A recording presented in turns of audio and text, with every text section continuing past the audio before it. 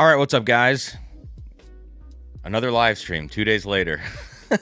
I thought we'd do a fun pop-up live stream tonight because we just came off of a great barrel pick yesterday at Backbone Bourbon in Indianapolis. And I got home, I don't know, 4 or 5 hours ago. And I thought, you know what? Let's do a pop-up stream. I've got a couple new samples from last night's bottle share that we did in the hotel room.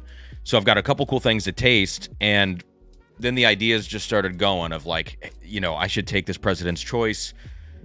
It's great. I'm so happy to have a sample of President's Choice, but let's compare it to 1924. Let's compare it also to 117 Series Bottled in Bond, which is a 9-year, so a high age statement. The mash bill is going to be the same on this, but it's also going to be different on this. This is a year older, though. So I'm like, you know what? Let's put these things side by side and start testing them.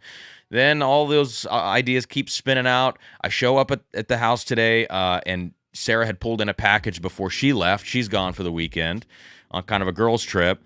So then I've got this blind flight from Adam M, and I'm like, you know what? We're going to do a blind flight tonight. So I know Saturday Flight Live is not an original idea. Hot Buttery Rolls, Shayla, everybody's done a video called Saturday Night Flight. Gotta say that 3 times fast. Everyone's done one of these, but I'm like, you know what? Let's do it. So we've got some side-by-sides to do. A new bottle on the table here. This new Altschuler that also was just waiting for me when I got home. And some comparisons. Then this blind flight that we're going to do sent in from Adam, which it looks like there's 5 pours. Yeah, it looks like there's 5 pours. So then, yeah, we're going to recap the Backbone trip that we had, talk about what we selected at Backbone, which is very interesting stuff, and not at all what I expected to be picking when we went there. So please hit that like button on your way in. Let's get a few more folks in here. I know football's on, college football, start of the season. People are going to be watching. I think the Michigan game's on right now, maybe, and some others, maybe Notre Dame. I'm not a big football person, but I know that's what we'll be competing with tonight. I don't think there's UFC on this evening, or else I would be watching it. If there is, then I'll just catch it later, I guess. But please hit that like button. Let's have a good night. And I am going to start, as I normally do, little Eagle Rare store pick. Just get the palate ready, as if I haven't had enough bourbon the last 2 days. Good Lord. I will say, though, Backbone, number 1, was fun as hell. It was so fun. Nolan at Backbone was awesome. And you know, we didn't get super rowdy. We were going through, you know, a decent number of barrels, nothing crazy. But we tasted all sorts of really, really good stuff. It was a lot of fun. So anyways, cheers, guys. Eagle Rare store pick. Let me know if you're sipping on anything tonight. Saturday night stream. Let's see how this goes. I'm going to try to keep this under 2 hours. Like, I don't want to go all night. I kind of know the stuff we're going to get into. There's also stuff that I forgot to talk about on Thursday's stream, which is why laser codes is in the title of this video too. Because I forgot to actually do the laser code comparison on Thursday's live stream. Someone was like, hey, you didn't do the thing you said you were going to do. And I'm like, you're right. I totally missed that. So, Prozac, yeah. I mean, I'm just going to compare 2 different bottlings of Russell's 15 tonight. Unfortunately, one of them has a lot of air in it and one of them doesn't. So we'll just see how this pans out. You know, because there's been a little chatter about the Russell's 15 laser codes.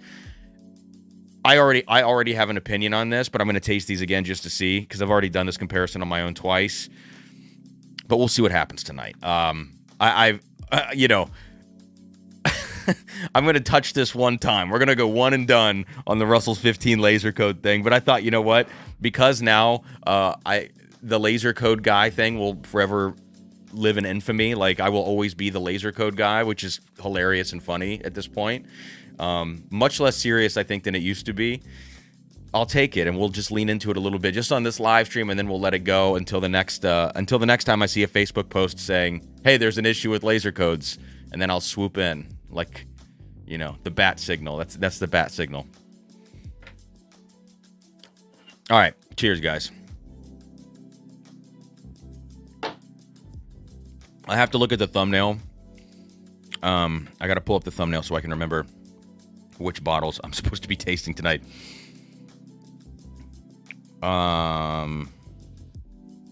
Did I even export it? I did. Okay. There we go. All right, so what we're going to do first... Oh, I put Smoke Eye Hill. By the way, I have a sample here from Jeremy H. from the hotel room last night when we did the bottle share. This is a sample of the And it says Rebecca Creek, but it's not. It's Smoke Eye Hill. This is a sample of the Ascot award-winning batch of Smoke Eye Hill. So the one that I had, I've actually already gotten rid of it. I've already traded away my Smoke Eye Hill that I didn't like so much. But this is the award-winning batch, and I thought that it would be interesting on tonight's live stream to actually taste that exact batch and see, at least in this case to memory, if it is better than the other one. And it's not a direct side-by-side comparison, so, you know, it's not a perfect comparison. Nick, yes, I'm going to talk about going nuts. So this right here, guys, our latest pick. This dropped yesterday, and there are just a couple of cases left on Bourbon Outfitter. This is 9-year, 11-month Kentucky bourbon, 122 proof. I'm going to wait for a few more folks to get in here before I taste it on tonight's stream, but this is still available. If anybody is interested in a Drums and Drams pick, this has gone public now. In the description of this video, you will see the information to order. The link to Bourbon Outfitter, you'll see the password is BEAM, all uppercase, and it gives you this. I think it gives you the stats in there: 122 proof, 9-year, 11-month. And then use code CAM at checkout for 5% off. So we've got a couple cases of this left. No limit, so if you want to get 2, it's 25 flat shipping. So if you think, if you want to get a backup or something, you can do that. If you just want one, then just grab one of them. Yeah, and it's called Going Nuts, but it's not like, it is intense. It's very in your face. It's a super spicy whiskey. A lot of good, like, kind of peanut butter creamy sweetness. I have my notes. Here. I can read out to you guys. Well, we'll get to it. We'll do a tasting on it. I'll plug it again on the live stream at some point. But since you asked, Nick, yes, we are going to touch on this, and it'll be available to order in the description of the video. Will, what's up, man? Good to see you here. All right. So let me see who's hanging out tonight. By the way, for the YouTube members, if anybody wonders how to join, you can. That's also in the description of the live stream. You can see how to join the Laser Codes member, YouTube member thing, $2.99 a month or whatever it is. But I added some new emojis about 30 minutes ago. I put in one of them's for Sladvan. I don't know if Sladvan's here right now, but I put in a grainy emoji. Can one of the members put the grainy emoji in the chat? I can't do it because I'm on StreamYard. I'm not on YouTube chat right now, so I don't have those options. But the grainy emoji, I put in a little triangle emoji. I think I put in one with I got a stupid face from a performance I did a couple years ago. There you go. Will threw it in there. So, Tim, excluding your picks, what have been some of your favorite bottles so far this year? Russell's 15 is certainly in the conversation. Old Fitz 13-year VVS. The Altschuler 18-year would be in my top. Weller Millennium was insane. OFC's good. OFC's really good. OFC's probably top 10 that I've tasted this year, but Double Eagle is where it falls off for me. Like, I wouldn't put Double Eagle in a top of the year category, but I would put OFC, and Weller Millennium is absolutely in the top, like top 3 or so. I need to make a list, because every time someone asks me this, I have to like go back through and try to think about what has released this year. I would put Limestone Farms private stock up in the top 10, I think. Yeah. There's been a lot of good stuff. I mean, and for me this year, I've really tasted a lot of single barrels, not only just on our picks, but just other people's single barrels. And I think I've tasted so many great single barrels that I would probably say that I've tasted as many fantastic single barrels as I have special releases and batched products from, legacy distilleries. It really is. Oh, speaking of a batched product, the River Roots 18-year that's going to come out. There's like less than 200 bottles, so it's unobtainium. But that 18-year is one of the best things I've tasted this year as well. That's in the top 5. So my top 5 is probably the Russells, the Old Fitz, the River Roots, the Altschuler, and the Weller Millennium. Like, those would be up there. I don't know. There could be other stuff, but it's slipping my mind right now. Yeah, and if we included Drums and Drams picks, I think Rye 1, the first pick we did, would be up there. It'd be in like the top 10-ish. I think it's really good. It's one of my favorite ryes ever, but I also have sentimental attachment, so I can't, I'm a little biased on that one. And then the Green River pick, weirdly, is freakish. I mean, for a 5.5-year whiskey, that's a freakish pick. I mean, there's just, but on lists like that, I don't want to ever include our picks. I don't think that's useful for anybody, and I also don't want to put our picks in blinds. Not because I'm afraid of them losing. That is a risk, but I wouldn't care about that. I'm probably more concerned that they would do well in a blind, depending on what they're up against, and then it's going to look rigged, and people are going to say, "Oh, you cheated." I think overall, it's probably best to just leave our picks out of blinds on the channel. Is what I would say. Oh, Maury, thanks for jumping in, and Chris jumping in the Laser Codes membership thing. That's awesome. Tim, I'm almost out of my VVS, man. I probably have 2 ounces in this bottle back here, and I've got a President's Choice I'm tasting tonight, so there's probably somebody out there that'll do that trade, but for me, that's probably not possible. Prozac, I have no idea. All I heard is that there were differences, you know. I didn't see that anybody actually gave the dates. There was a Facebook post floating around, but I don't have a screenshot of the Russell's Facebook post talking about the laser codes. I'm a little behind on my laser code research this time, but I thought, what the hell? I've got 2 open bottles. I think the bottling date is 6 days apart. Why not screw around a little bit and have some fun? And if anybody gives me shit for it, they can kick rocks.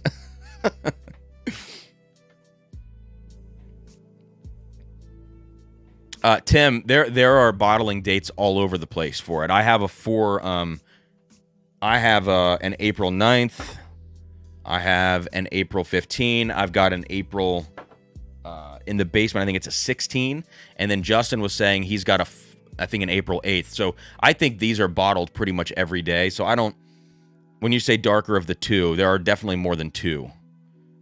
Except maybe just in that comparison that was on the Facebook post, maybe it was just maybe 4/12 and then another date. But I don't know. I don't really know. Jesse, when is River Roots 18 releasing? I don't know. It should be soon, but I don't think that's. I don't think anybody knows. Like they're kind of keeping their cards close to their chest, which I think is smart with the release like that. So let's get into something weird first, because I want to do this on a fresh palate. It is going to be the OCD. Where's it at? There we go. We're going to do the OCD Premium number 5. So everybody talks about this OCD stuff from Glens Creek Distillery. OCD, I believe, stands for Old Crow something, right? Don't they have like the yeast strain of Old Crow? But these are fairly young from what I understand, and the premium only comes out like, it's very rare. I don't know if it's once a year or twice a year. I got an email about it. I decided not to pull the trigger because it was really expensive. This is like the hand-filled one. I think it's like $250 a bottle or something. And so for no age statement, it's a tough sell for me, not knowing anything about it really. It's very dark whiskey. It's a little bit cloudy almost. Like it looks very raw and unfiltered, which is, I think, is a good thing. Huh. And this is 108 proof, barrel number 9, OCD Premium number 5. So I have tasted OCD number 5, the non-premium version. I tasted that at Pours in the Park this year. I was not a fan. It was very, very crafty. And it's dark, but it wasn't like super thick and viscous on the palate, which I thought was interesting. I expected a little bit more of a mouthfeel from it. So let's see what this premium is all about right now.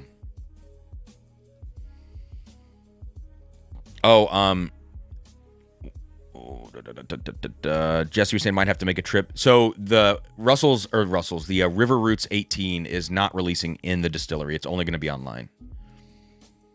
And Nick says Funky Monkey recently dominated a blind. Yeah, exactly. Yeah, right, on the Junkies video. I mean, that was good, but it's like I kind of knew what it was in that blind. So I don't think it's entirely fair to put those in your own blinds. What's up, Bobby H? Yeah, man, a little Saturday night stream. Why not? All right, let's do OCD number 5 premium. On the nose, there's actually a really nice note. It smells a little crafty, but not as crafty as the regular number 5, I think. This is extremely dense. There's like a coffee molasses richness to it. It's almost so dense that it's like got a savory element to it. But when I say coffee molasses, I don't mean in the way of like a Detling. Like Detling gets very, very syrupy, and I would say Detling is pretty darn crafty for, on the nose, on the palate, everything. This has those notes, but it's not presented the same way, so it doesn't have quite that level of syrupy craftiness to it. Butterscotch actually on the nose. Like, I'm gonna go there. This has a dusty note to it. This has a dusty butterscotch note that reminds me of National Distillers. Yeah. So I took a little nip off this sample last night. I wasn't smelling it out of the glass, and I was like, ooh, I don't know about this. Right now, I'm very impressed on the nose. So this is interesting.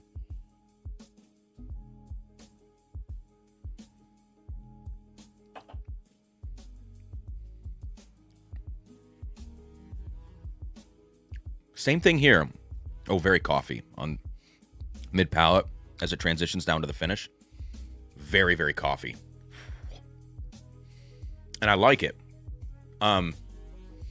It reminds me of the number 5 though, the non-premium, in the sense that, well, obviously they're related, but it smells like it's gonna be this just syrupy, like it smells like, not syrupy. I already said it's not syrupy like Detling, but that's in a crafty way. I mean, just in a viscosity aspect, this feels like it's gonna be big and viscous on the palate, and it's not. It's still kind of thin and kind of sharp, but the notes in here taste way older and dustier than the way the whiskey drinks. So it's almost like you've got this young feeling whiskey on the palate, but the taste is much older.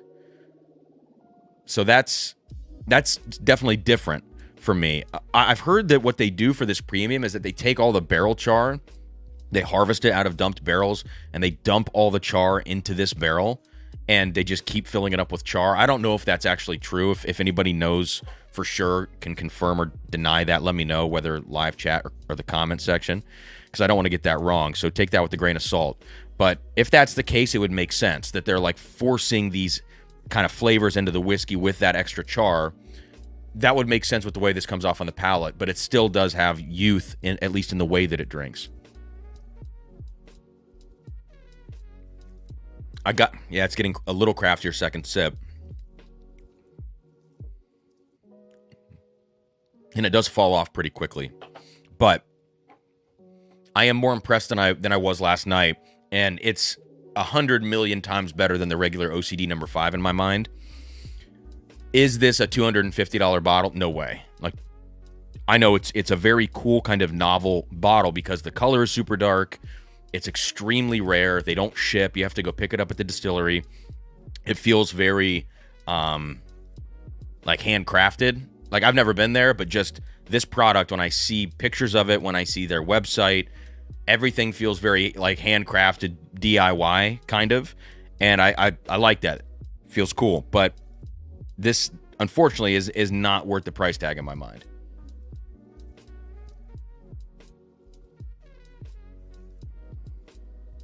Yeah. The flavors are cool, though. It's a cool concept.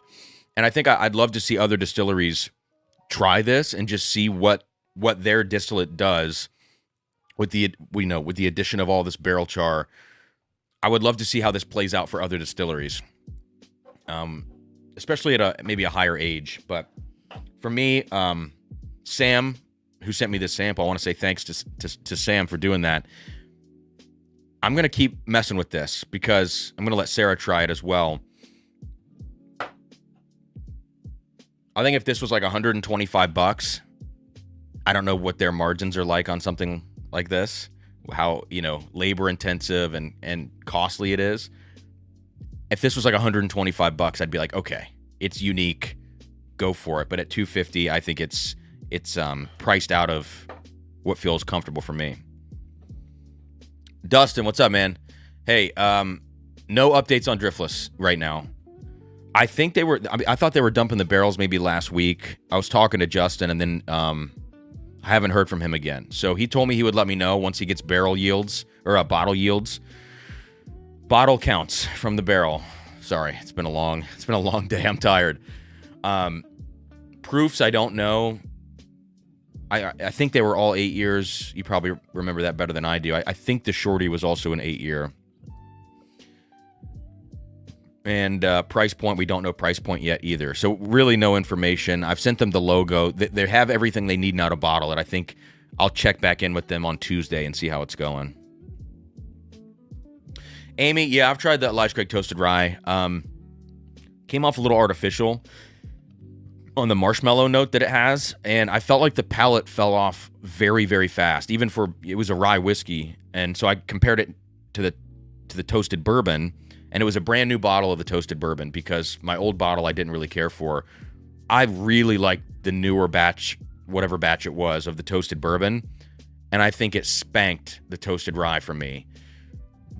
But like, I can understand why people would like the toasted rye. It's very sweet. It's got a nice balance of sweet to spice in it. I was really harsh on that, and for $50, I think I should have been a little easier on the video that I did. But for me, it was a pass. I could see that being a great first toasted rye for somebody, especially a sweet one and not one that gets too oaky and too savory. But I did get a little bit of like an artificial thing on the toasted finish for some reason.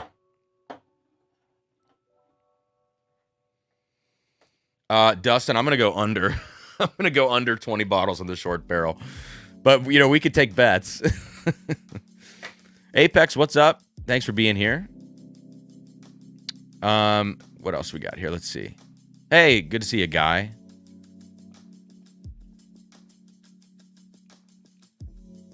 Tim says, on Rarebird Discord, someone compared 4.9 and 12, and 12 was noticeably darker.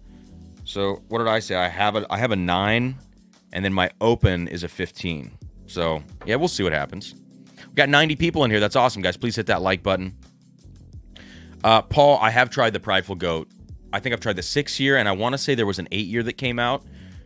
I don't have that 8-year anymore, but I loved it. I thought the 8-year was very, very good. So, Prideful Goat makes some just really good stuff. I know it's all sourced, but I don't know if it's the blending. I don't know if it's maybe they're aging it in a hotter climate for a period of time. But everything I've had from the Prideful Goat, I would say, has been pretty darn good. Okay.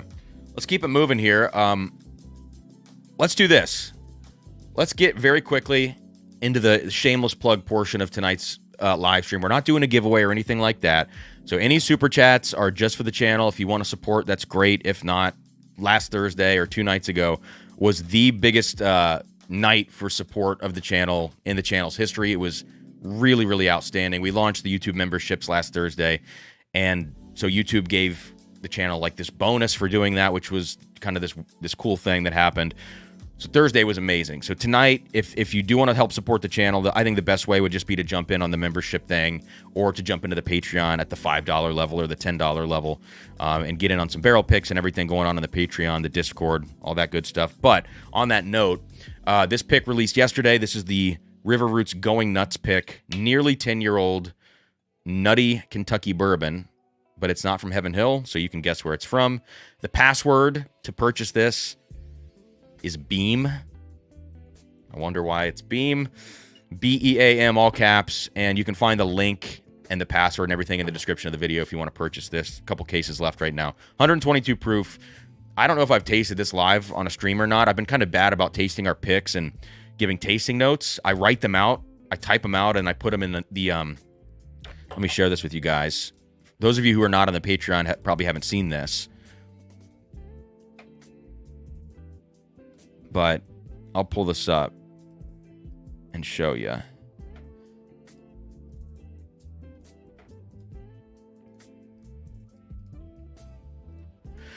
So I put all the tasting notes here. This is like a barrel pick tracker chart, right? So it's like a Google sheet that I share with the Patreon and the Discord. So you can see at the top here, these are completed picks that have already been released. So this is the most recent one, the Evernorth Rye. I need to put the River Roots up there. I need to update that. So that's on me. But all the way back here at the bottom of that section, which is the very first River Roots Rye. So then here are completed picks, not yet released. So this is the one that I'm going to talk about right now. So you can see over here, it says Going Nuts. And then what we have is we have links that everybody can click. And those links will take you to a picture of the bottle, which is really cool. You get all the stats, release date. And then here you can click, and you can actually just get the tasting notes all in one location, which is pretty cool. So you get nose, palate, finish, and then I always do kind of like a final thought section.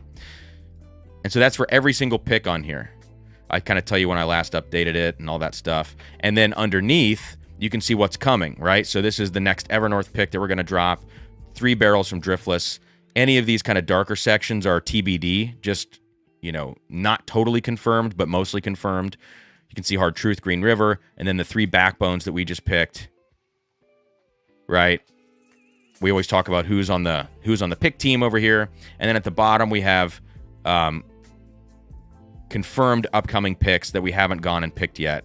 And then we have this TBD section at the bottom of things that we're working on but are not solidified. So anyways, that's where all this information lives, and that's where usually I put the tasting notes. I'll post them also in the Patreon, but I haven't done like tasting note videos, and I need to do more of those. So this is the tasting note video, I guess, for going nuts here. Nathan Bolin, yeah, River Roots The Guardian is this same stuff. I don't know if it's proof down or not, and I don't know if they're, you know, putting their honey barrels in that. I think they're probably letting groups pick like the cream of the crop barrels, and then the Guardian maybe gets like a little step down, but that's just speculation. I really don't know. I'm not sure if they handpick the Guardian, if it's batched. I really don't know. What's up, Casket Salesman? Javier says the 412 is Charlie Murphy level darkness. Well, maybe I got to get a 412 then. Jeez. All right, so on the nose, it smells like salted caramel. Yes, there's peanut in here. There's peanut butter. But it's got this really distinct salted caramel and cinnamon note. There's a little bit of a citrus element here. It's very faint in the background, but I get like a little bit of like an orange citrus kind of popping out. And then something like a strawberry kind of bright fruit note. Justin says going nuts kind of like Booker's. It is, but it's different. Like, you put it side by side with Booker's, and this is going to sound like a bad thing, but I don't think it's a bad thing. It's actually the reason I picked it. It drinks hotter than Booker's. Like, it drinks overproof. It's like a warm you up fall whiskey. To me, it drinks almost like a hazmat. And I think a lot of people like that. They like that experience of very spicy, intense whiskey, like an end of the night kind of challenging pour. And this is that. This is not like a crushable, easygoing bottle, but I picked it because the palate was so, to me, it's perfect. It drinks perfectly in the sense that it ramps up the whole time. And that's what I really like about it. Like, immediately grips a little bit of that salty caramel thing up front. And I think that's really the main note. The peanuts aren't really the main note, even though I titled the bottle Going Nuts. Very salted caramel, a little bit of like a milk chocolate thing, and it's still ramping up on the palate. So, man. And then there's kind of like this sugary sweet sensation that counterbalances the very, very intense cinnamon spice. So, you know, you can put this next to Baker's and Booker's, Knob Creek, and it's different than all of those, even though this is from the same place. You know what we put it next to last night, though, in the hotel room was Fortuna Barrel Proof, and I had never had Fortuna Barrel Proof. I thought that was MGP because it was from Rare Character, and I just made this assumption in my head that was probably an MGP blend of, you know, maybe barrels that didn't make it into their single barrel program. No way. It was nutty. Like, it had to be this same stuff. I would, if it's not and it's maybe like a Heaven Hill, okay, but I thought this crushed Fortuna Barrel Proof, and I don't know the price of that bottle. But I did. That was a good comparison for me. Yeah, that's a $120 bottle, and this is $115. I didn't know that last night, but I really do think that this beats Fortuna Barrel Proof. That's a little bit of a darker bottle, but it's flatter to me on the palate, and it's the same type of profile in my mind. So, anyways.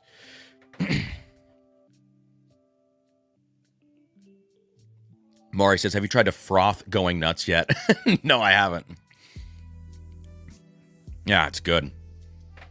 I think what scared people away was the price point of this, and that is totally on me. Like, I knew what the price was going to be after we picked it, and I had the chance to be like, you know, we could have said, maybe not now because of the price. But I went for it, and it was something different. And I think the price to age ratio and everything was something that scared some folks away, and I completely understand that. So Nathan says, was it River Roots yesterday? Tried 10-year double oak from a certain Kentucky distillery. And I can't wait for that to get bottled up. We might have one of those coming. That might be a premium Drums and Drams limited edition single barrel. And I say that because I'm tossing around this idea of doing a yearly LE for the channel, and that might be the LE. So I'm just throwing that out there. It is not this. That stuff is freakish. I don't know which one you tried, Nathan. The one finished in Wild Turkey barrels. We have one of those earmarked for us. The Four Roses barrels are okay. They're very cinnamon. They're very good. It's a little less my profile. The turkey ones, finishing in the reused turkey barrels, those ones are cherry monsters. Oh my God. I'm excited. I'm going back up to River Roots on Tuesday to taste our barrel of that, just to confirm that we're going to pick it. And then I'm going to go through all 20 of their new rye barrels, and I'm going to taste some of their other 10-year stuff as well.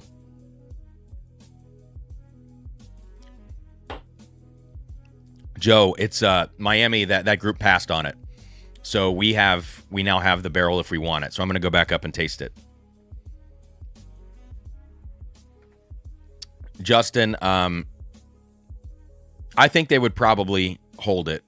I think they'll probably hold it. If they won't hold it, let me know, and I can just mule one for you, because I already have a shipment coming to my house, so we could figure it out. You just let me know. Joe, those guys are idiots. That barrel was so good, man. I know. It really was. All right, so that's going nuts. Code Cam, 5% off, all that good stuff. Hope you guys will at least consider it, because I think it's fantastic. Even if it is a little bit different than, some of the flavor profiles that I go for normally. All right. Let's keep it moving. What are we going to do next? Okay. So we did the OCD. Let's taste the Smoke Eye Hill. Again, this is the Smoke Eye Hill that won the Ascot Award. The exact same batch. And it's not the batch that I tried first on the channel I think 2 months ago. So thank you, Jeremy H., for this sample, man. We were hanging out last night. Yeah, we had a great hotel bottle share last night. A lot of good stuff. We tasted Justin P., who's in the chat here, I think. He brought this crazy 11-year white label single barrel Parkers, and that was pretty darn good. All right, so Smoke Eye. I don't know the proof of this because the sample is mislabeled. It's an old label. But I would imagine it's, around 130-ish. You know what? It smells less. It smells less grainy. Somebody hit the grainy emoji. It smells less grainy and yeasty than I remember the previous Smoke Eye Hill smelling. This leans way harder, this batch, into the blue corn. Way, way, way harder into that. Which gives it this syrupy dark fruit flavor or aroma on the nose. It still doesn't feel old, but this absolutely feels more balanced on the nose than the last one that I smelled.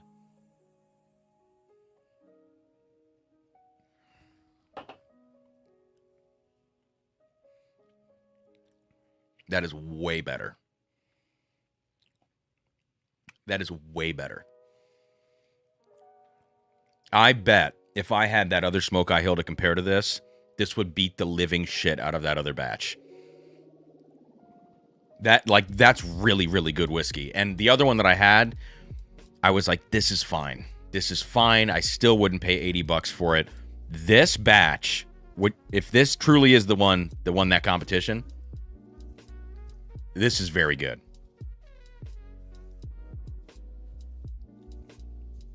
Oh, man.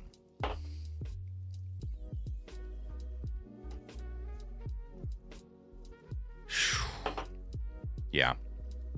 Yep. Cam upset. Tacos were a bad idea. So I can't see the emojis. I just see it says :_Cam upset. :_Cam upset. : Dan Burger. So that's what it shows me. Like here, I can probably pull this up. That's what I see in StreamYard right now because I can't get the emojis. It doesn't show them in this app. Man, it must be the laser codes. I didn't know we were going to be talking Smoke Eye Hill laser codes, but let's go. No, it's clearly just a batching difference between these. So, you know, it is what it is. But I think what this shows me is that while there are inconsistencies between batches, which is to be expected with any brand, you just hope that those inconsistencies are lessened over time, maybe, or they really dial it in. But they're always going to be there. What this shows me is that as this ages, it's going to get better and better because clearly this just hits above its age and they're good barrels. But I think this shows me that over time, if Smoke Eye Hill is bottled at increasingly higher ages and we start seeing more blue corn products like that on the market, I think they're going to age really well because this, again, is like not particularly old.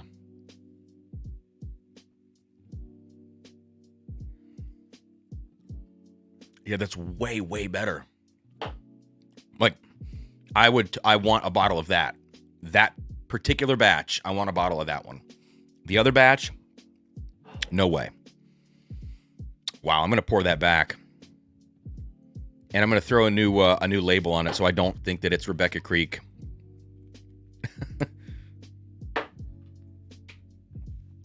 Well, all right, so let's start another conspiracy here.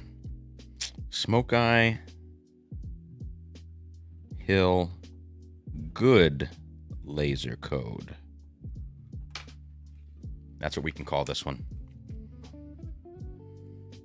We can really get people upset in the comment section. That's the new goal. Dustin, if you want Going Nuts, let me know. You can have it shipped to my address and I'll forward it to you. Or I can buy it because I'll get free shipping on it and I can send it to you and it'll be the same cost. So I'll do the same thing with the Driftless. Don't worry about that. So if you want one, tell me right now and I'll buy it for you. Just give me the go ahead, if you can.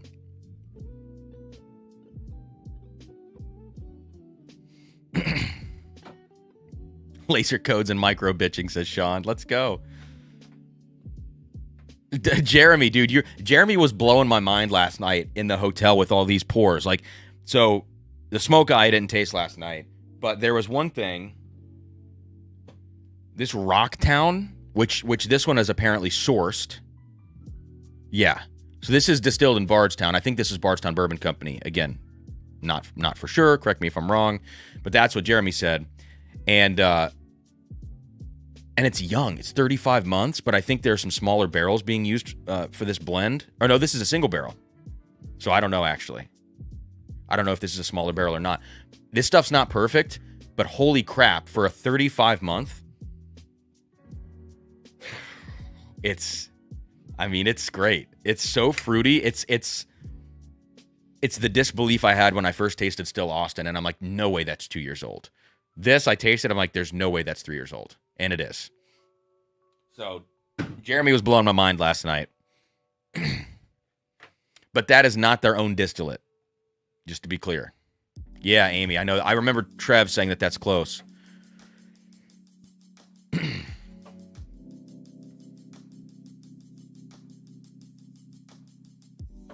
right.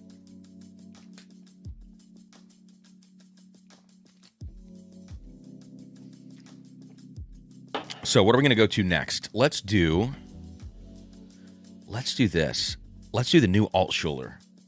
So this bottle arrived yesterday, and I've got to say, the Woodwork Collective has been very, very generous about sending bottles. So as always, this was provided to me. Take what I say with a grain of salt. I'm going to do my best to be 100% honest about this and let you know what I think. This is a 7-year rye, and this is the same company that does Rack and Tour, and then you can see behind me, those are the Rack and Tours, but just next to them, we've already talked about the 12-year, which I put in the blind on Thursday night. It did get last place Thursday night, and I said it was going to be outmatched because it's a 12-year MGP, and it was up against 15 to 17-year-old Kentucky stuff. It stood out like a sore thumb, and it got last.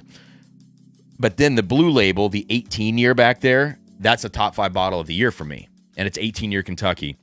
So these guys are doing some great stuff. A lot of it's not cheap. Some of it's not terrible, but the 18 year is like $450. So it is absolutely a premium product for a certain type of consumer. This, I don't know the price at all. I don't even know if this is out. And I'm not sure if this is a pick or not. It says the Elites on here. So I don't know if that's a group that picked this. So it says there's 296 bottles. So it's definitely not a single barrel. It's a select barrel blend, non-chill filtered, cask strength, 121 proof, 7-year age statement for this rye. Color looks pretty dark for a 7-year. And they obviously, let's do a little more. They obviously do really good stuff with Rack and Tour. So I'm curious to see what this rye is like. I don't have all the details like Rack and Tour we know is a 3 component blend of rye, toasted, and Mizunara. I don't have that for this. Well, actually, you know what? Let me check my Instagram DMs because I think there was some detail, but I don't know exactly what.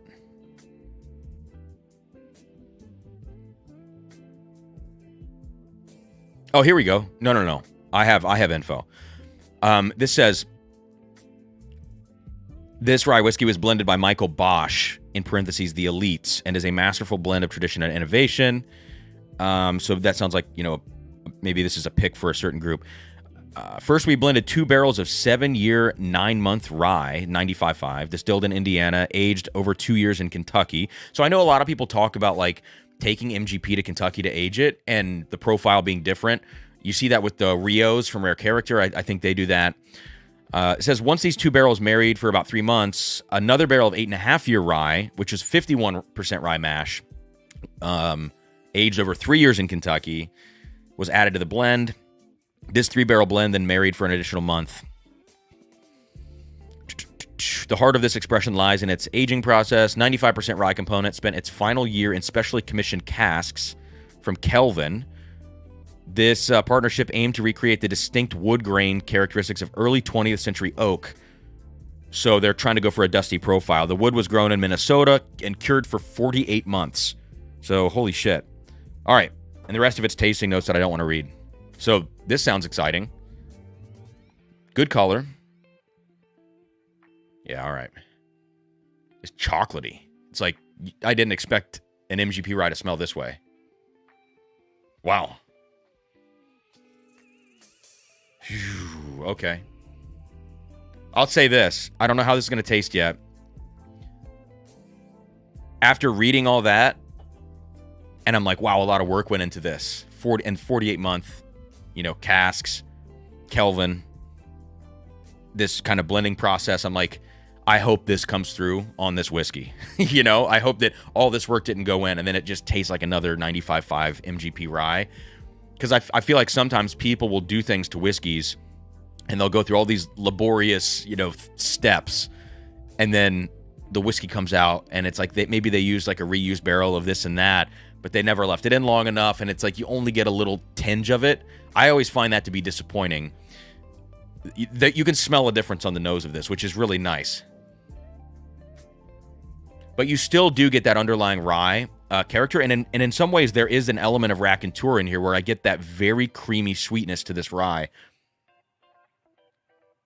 So, but the chocolate note and a little bit of like, maybe like a mocha type thing is what stands out to me.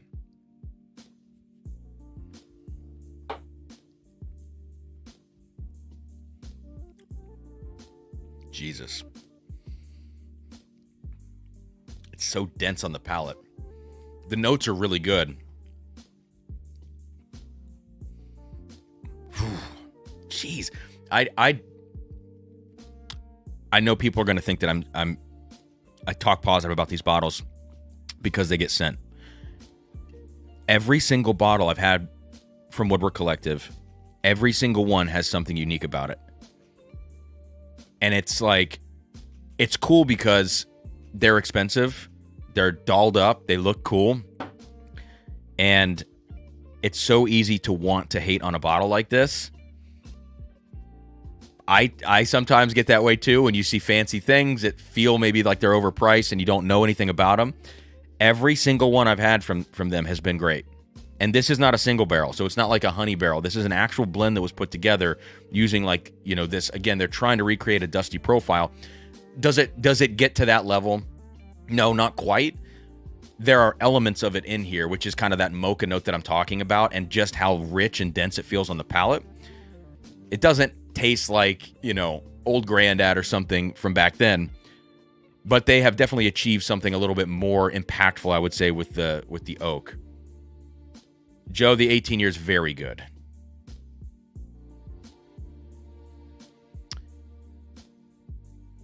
Jeb, you liked the 18 year from what I remember. I think we were talking about the price. I thought you really liked the 18. I thought the one that you were not crazy about was the 12 year from what I remember. But maybe I'm wrong.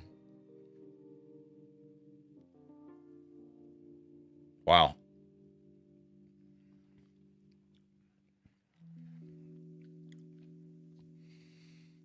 That mocha thing is so fun about this whiskey.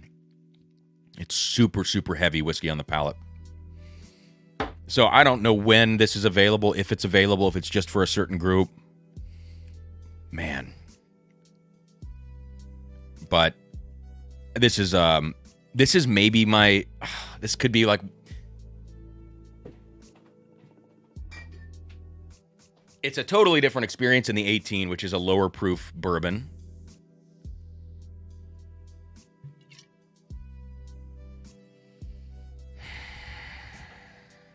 Just pour this out very quickly, just a little bit.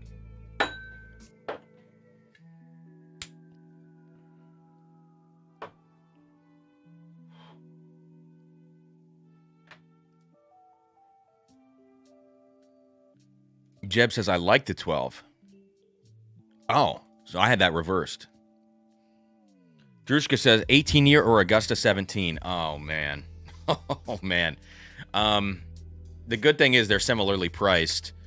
The Augustas are going to be maybe some of them are actually around the same proof because the 18 is 10. Oh, this is 103. So the 17s are probably going to be higher proof than this.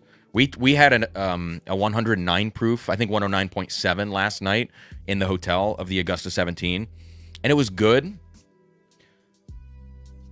For my palate, my preferred profile would be the profile of this 18 because it tastes like very old. I mean, I don't know what this is. I don't know if it's Beam or Heaven Hill. I don't know what the source is of this stuff, but it reminds me of really old Heaven Hill, and so that's my favorite old profile.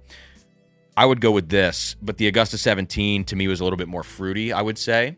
So if you like, again, people say that's Heaven Hill, people say it's Barton. I don't know what the Augusta is, but I do think it's fruitier than what this Altschuler 18 is. So if you like the fruitiness, you might go there, but if you want something that's just dark, oaky, antique, yeah, smells like a dusty, then I would go with this 18. The only thing that holds this 18 back is the proof. It's just a very gentle whiskey. But so is the Old Fitz 13 VVS. It's the same thing. It's 100 proof, also very gentle, also tastes like a dusty, is a dusty. This one is not quite a dusty, I would say.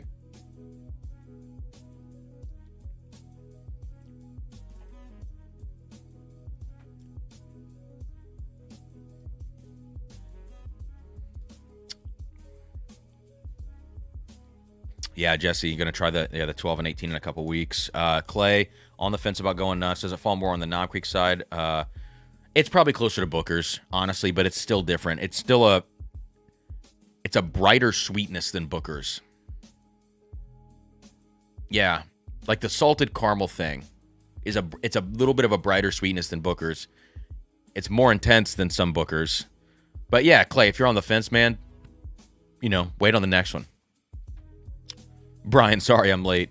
Only 50 minutes, Brian. You want to jump on, dude? Oh, yeah, Jesse, the Hive is Subtle Spirits. What's up, Rarebird? Dude, what the hell is going on at the Woodwork Collective? I am consistently, every product I'm blown away, man.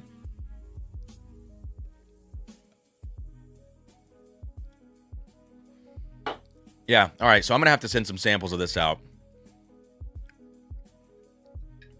Yeah, We're going to leave it right there. We're going to come back to that one, I'm sure. But the 18, I do love the 18, guys. I heard about a couple things 2 nights ago after the live stream. We were DMing, and I was like, oh, that sounds interesting. Apparently something that you said needs to be dumped and bottled that I cannot say out loud. Brian, this barrel is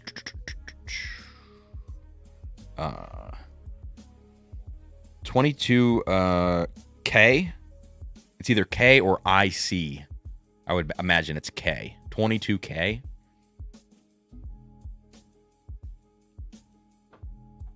Oh, it's so antique-y.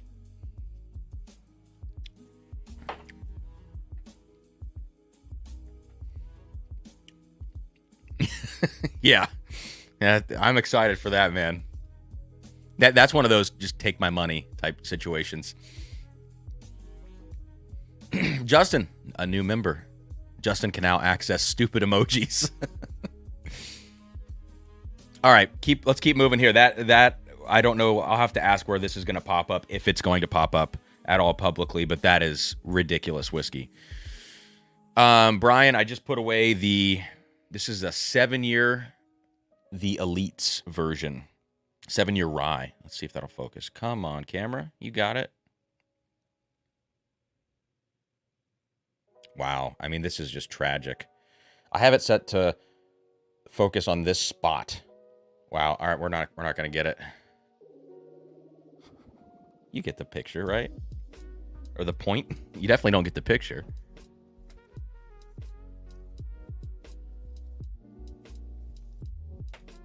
All right. Let's do some Old Forester. And then we're going to get into a blind flight after this. 120 people. Thank you guys for being here. Please do hit that like button. And for those of you who just jumped in, we do have a couple cases left of our barrel pick going nuts. It's in the description of this video. The link, the password to access that. Code CAM for 5% off checkout. 122 proof, 9-year, 11-month Kentucky bourbon from a nutty distillery that's not Heaven Hill. The password is BEAM. So there you go. Avery just DM'd you on Discord. Check the picture out. All right, let's see what you sent, Avery.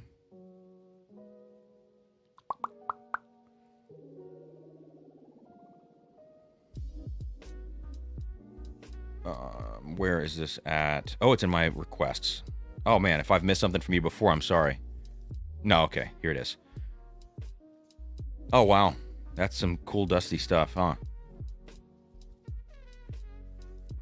Jeez. That's cool, man. Virgin bourbon. I've never had any of that.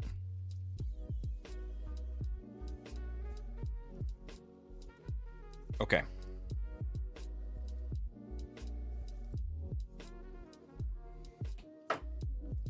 Justin, my discussion with local store. Yeah, okay. Let me know about that. Jason, Cameron, still waiting for when you're going to open Patreon at micro batches. Jason, we're full up, man. I mean, we're 40 deep in the micro batches, and we're 70 for the 25 tier. So that puts 110 people in the top 2 tiers. So while I would love, selfishly, financially, it would be great to have more people in the $50 tier. I don't know how realistic it is because I want to make sure that bottles from Barrel Picks get to the $10 tier. I know that Going Nuts has gone public, this most recent pick. But with some of the things we have coming up, like a Green River, where the yield is going to be 120 to 130 bottles, we're going to hold some for breakage. The pick team's going to buy multiples because I always allow them to get a backup. I'm going to buy a lot of. I usually buy a lot of our picks to have them kind of held back. After that, it's like that release might not make it to the $10 tier, and I know people are going to be mad if that's the case. We're going to drop it with the hard truth so that at least something will make it through the entire Patreon. But I just hesitate to open any more spots in the upper tiers because of that. I think the junkies have, a few more than I do in their top, but they don't have many more than my 110. So I don't know. That would be, that's something like if you really want to jump in there, we do have people falling out once or twice a month. Someone will leave the micro batches tier. if you send me a DM somewhere or an email, I can let you know when I see one open. So you just let me know if that's something that you're really interested in. Some people say they're interested in it, and then I've sent them like, hey, it's open now, and they're like, oh, I'm actually good. And it's like, okay. But I do try to track maybe once per day just to see if there's any open spots, because I have people that do want to get in. Oh, they have 100 tiers. So yeah, between their top 3 tiers then, I think is what it is, that they've got a few more than I do. Jason, there's not one now. So if you send me a message, you'll be the waiting list at this point, because everybody else has been able to get in at this point. All right, so Old Forester, we're gonna do President's Choice versus Bottled and Bond, and this is not a blind. There's no need to blind these. I'm just curious about the profile comparison.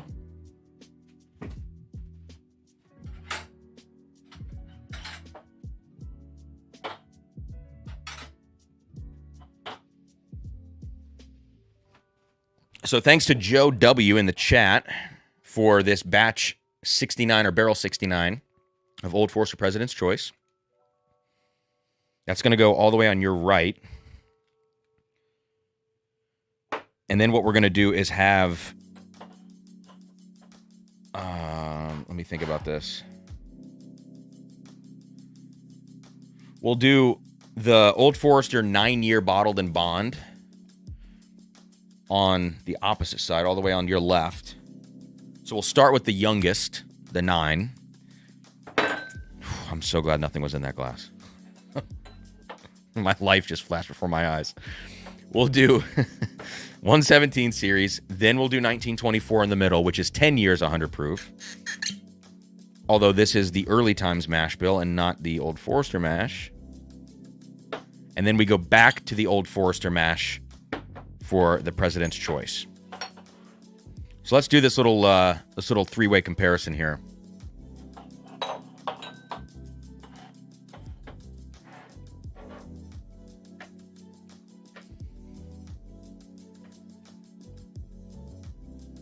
Joe, I don't know if Jeremy H is in here. He is. Jeremy is in here. He can probably give us the proof of that one. I don't know if they actually have batch numbers on the front. Like I'm just looking at the thumbnail on my other screen here that I made for this, and I don't see a batch number on the front. Maybe it's on the back of the back label. The front just has proof. But apparently it's the one that was sent in for the Ascot Awards, which would make sense because it's significantly better than the one that I got online. Okay.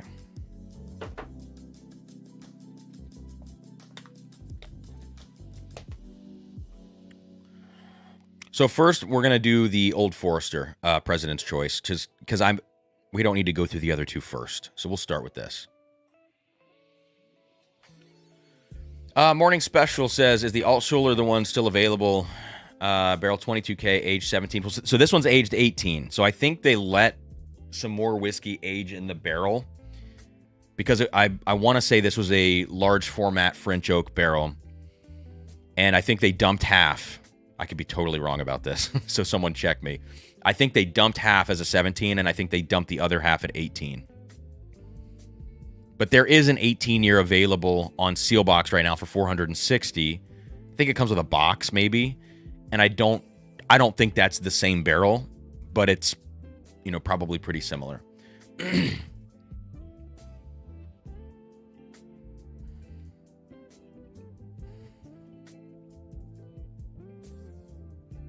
Okay. The proof, by the way, on the President's Choice, this is 56.75% ABV, which is going to be 113.5 proof. So 13.5 above the other two. All right, so, God, I love just old, high-proof Old Forester. This is almost like it has the molasses note that you come to expect on a President's Choice or on like a King of Kentucky. But it's some kind of like cookie that I can't place. I'd have to think about it. Almost reminds me, if you ever had like a chocolate cookie with chocolate chips in it, so just totally chocolate all the way through. It's not like regular cookie with chocolate chips. You know, it's like the dark ones. This kind of reminds me of that, like a warmed up version of that, where it's you can just, you know, pull it apart. Kind of has, yeah, you know. So you could say brownie. That would get you close, but I'm more reminded of like being in the lunchroom in high school, and you go up and you would get the Bosco sticks, and then you would get the you know, chocolate double chocolate cookie or whatever that was warm. Like, that's what this reminds me of.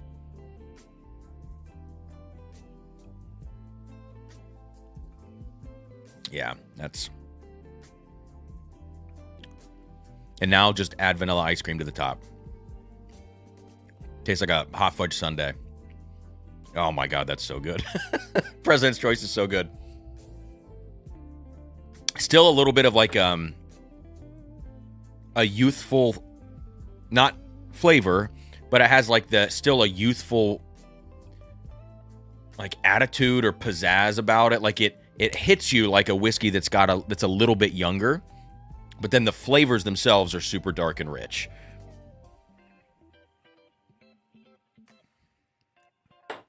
If that makes any sense. Yeah, that's outstanding stuff. Double chocolate, says Terry. Will, God, I hate you. All right, so fantastic. Let's put that next to. Let's first try the Bottled and Bond 9-year from Old Forester. So same mash bill, presumably.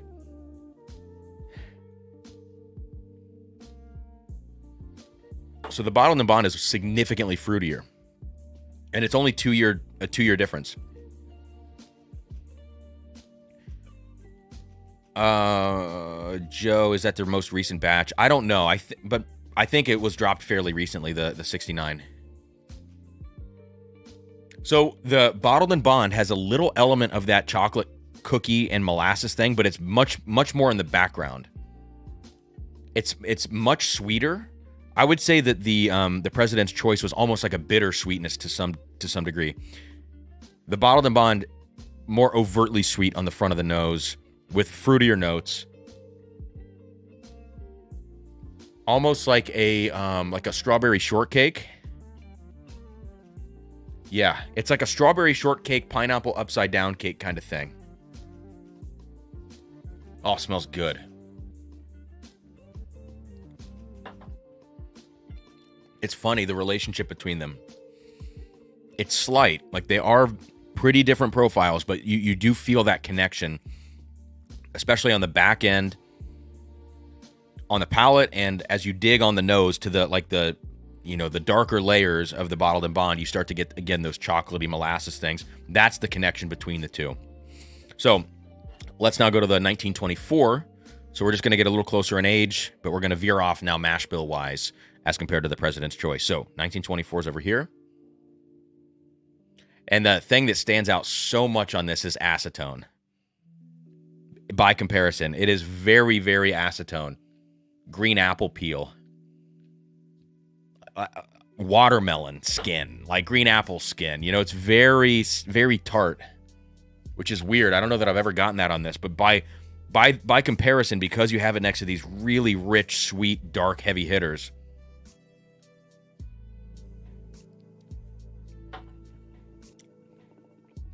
the palate's so much better to me than the nose. I did not like that nose. I just feel like that nose is astringent. The palate is richer, darker fruits. It's plummy. It's a little jammier. Also has a chocolate element to it as well, which is nice. Almost almond on the nose, actually. Yeah, definitely almond. Dare I say marzipan. Yeah, to me, that's the loser of this flight. You know, 1924, I think, has been heavily criticized because of the price. I don't think it's bad whiskey. I do think it's too expensive. And now I'm finding that the nose is, like, I don't even want to smell the whiskey. I just want to drink it. Whereas the bottled and bond, I want to sit with this on the nose and palate. And then the President's Choice is just damn good whiskey. All right, Jeremy Knight, man. Good times yesterday. Good hang, good barrel pick, which we're going to talk about here in a second now. Lots of fun, man. Get some rest, dude.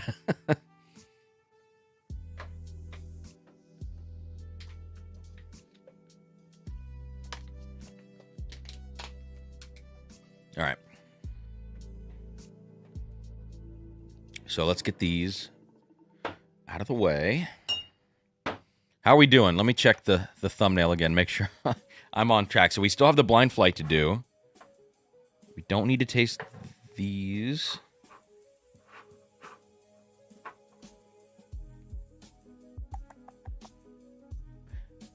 Terry, if you're still in here, can you remind me what is in the Naptown sample? I can't remember off the top of my head for some reason.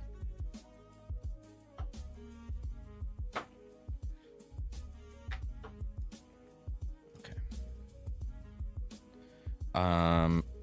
Okay, so we're gonna we got to do the. I was gonna forget it again. We got to do the Russell's 15 laser code comparison. I keep forgetting. We're gonna do that next so that I don't forget. So please help me remember before the stream ends. I got to do Russell's, Backbone, Blind Flight. We're making actually great time now. We're only an hour in. I'm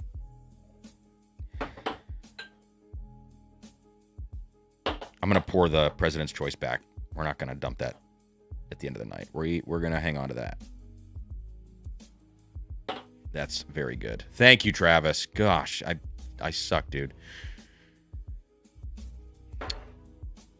Found a JD12 in Atlanta, says more for 400. Yeah, that can stay there. That can stay there. Oh, am I running out of glasses? Well, shoot. We're going to use... I have exactly 5 clean glasses for the blind. So I'm going to leave those. We're going to reuse glasses for the Russells side by side. And what we'll do to make it a fair fight, they'll both be Old Forester glasses. I'll rinse them, but at least they'll both have the same influence if they have any influence. Not one of them doesn't need to be like some rye or something like that, or the nutty, the going nuts pick.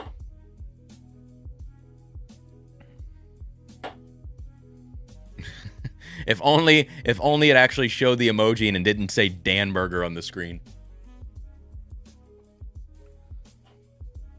All right, let's go. Russell's 15. So the blind flight the other night was interesting, kind of played out how I would have expected with the Heaven Hill 17 pretty easily winning, but that's an outstanding bottle.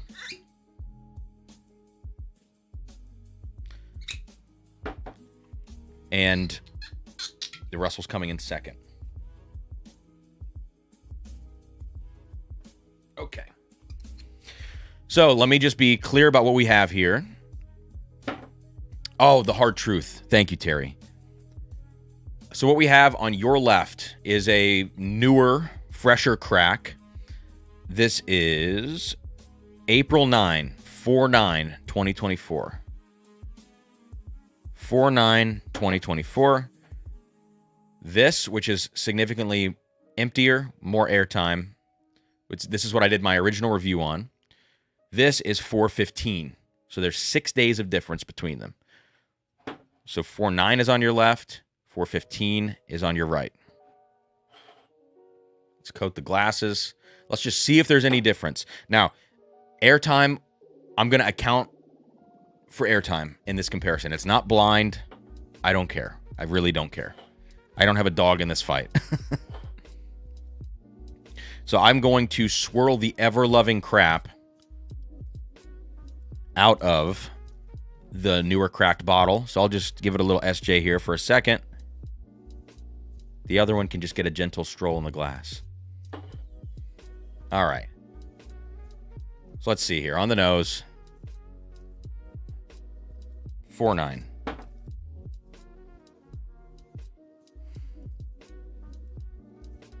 So this is exactly how I remember my initial review, which would have been of this bottle, this is super, super like overstewed dark fruits, black cherries, compote, reduction, you know, these kinds of elements, mixed berry, antique store leather.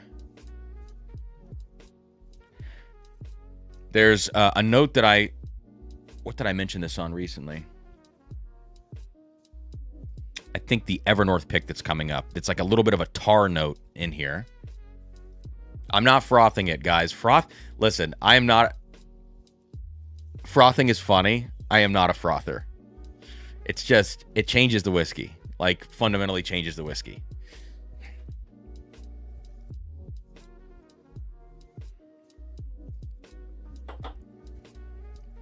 So this one is very grippy. Man, the palate gets a lot even fruitier than the nose. It has good grip, good structure to it. And it, again, still kind of like what I said on my initial review, I do find this to be just a little bit tight for some reason on the nose and on the palate. And that played out in the Blind Flight as well. Like, it felt a little more one-dimensional, a little bit tighter than the Heaven Hill 17. It feels that way right now in isolation. Still delicious. As I go back to the nose, now I get into this kind of creamy vanilla thing that I couldn't recognize at first because I was so focused on how dark it was. It was just kind of a jarring profile at first. So now let's go on to the 415, which again has had more airtime.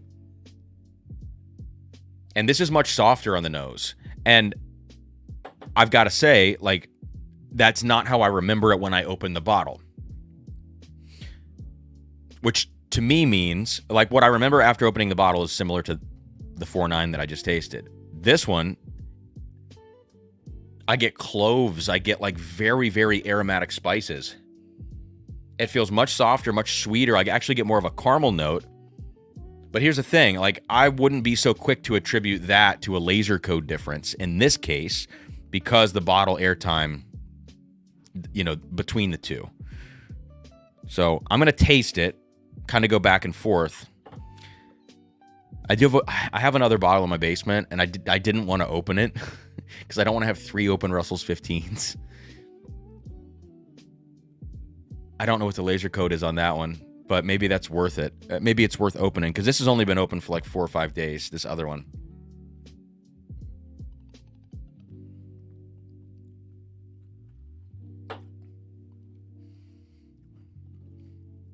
I really think these just change with air. They just soften up. They become a little less tannic, a little bit sweeter. Yeah. But they also soften up on the finish. Like, the finish of the first one is significantly better, the 4.9, but that's probably because the bottle has more liquid inside, less airtime. So I think what I might do between these two bottles is I might drink down this 4.9. I don't see. I'm not going to be able to do it fast enough to get it down to here. What I might do is like put this in a sample bottle, the remainder of this, to stop the air exposure. And then when I get this one down to that same point, do a similar thing, and then maybe compare those side by side. Maybe I could do that. But I'm not trying to open, Mark, like, I don't want to open a third Russell's 15 just for this, like, very silly comparison, you know? They're both really good. But I would just say that it's probably softened up with air.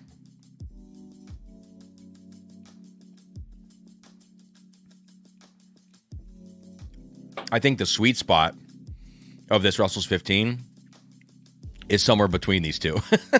Like, I would say that this one with a lot of airtime is almost a little too soft, you know? Almost reminds me of, like, this is an exaggeration, but it's almost soft like the original Master's Keep 17 was, the really low proofer. Like, it has a little bit more of that sensation to me, that very velvety feel on the palate, whereas this first one, this fresher crack, is more gripping and intense.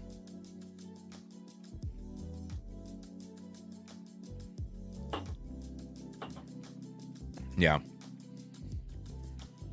So it's not a true comparison, but Are they fundamentally different flavor profile-wise? I don't think so. I just think that with air, you develop a sweetness, this clove note, which I really like. I love clove in whiskey.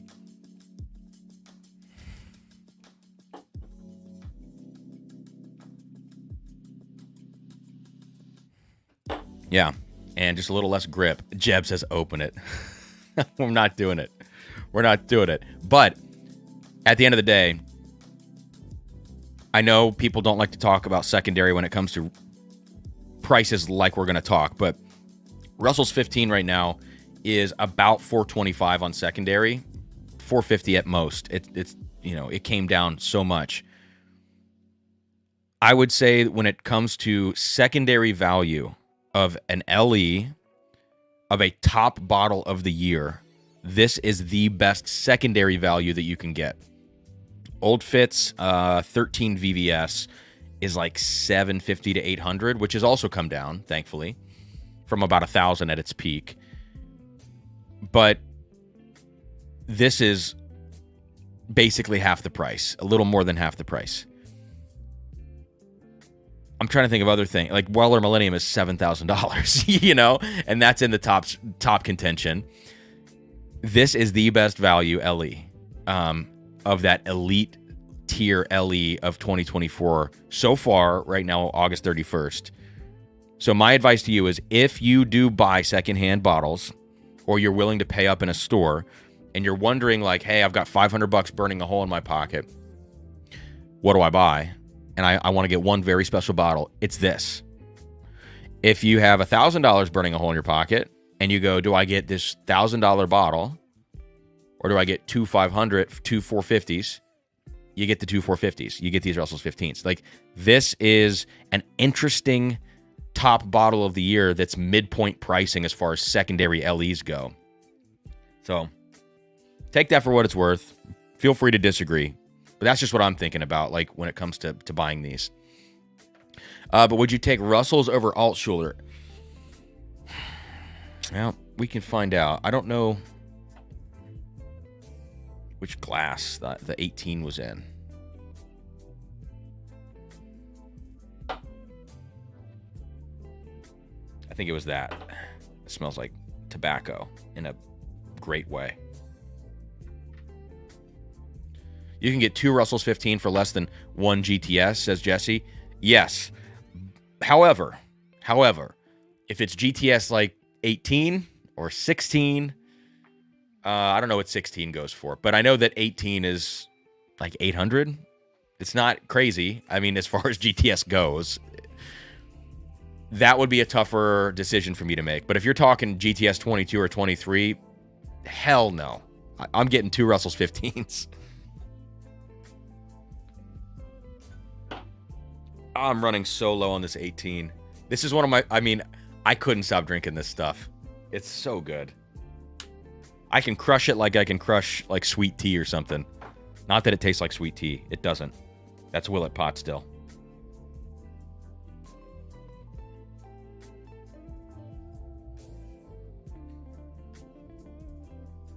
All right.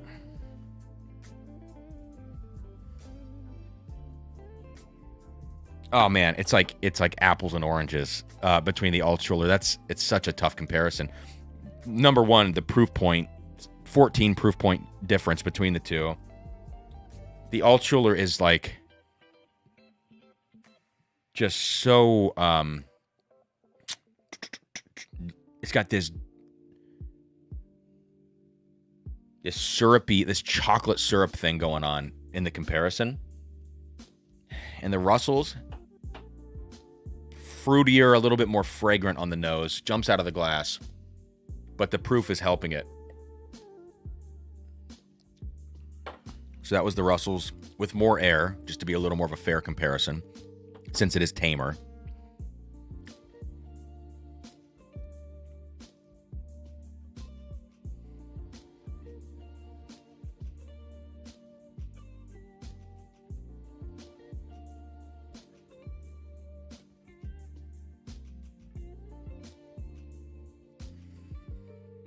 Scott, absolutely buy them all.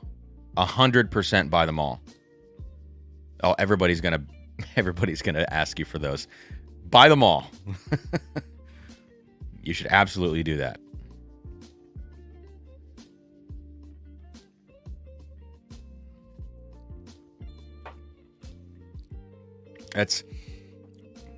I like them both for very different reasons.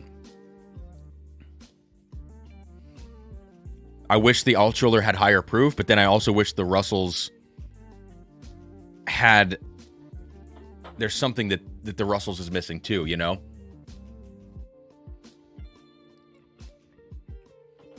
Like, I wish the Altschüler had more proof, and I wish the Russells was a little bit more round. It has a spike to it, like an aggressive spike. So, I don't know. I can't... If you put those in a blind, that's going to be challenging. I don't want to make a decision right now, though, because I'm not sure. In a blind, I feel like the Russells would probably just stand out from proof, and I would be like, oh, wow, that's more intense.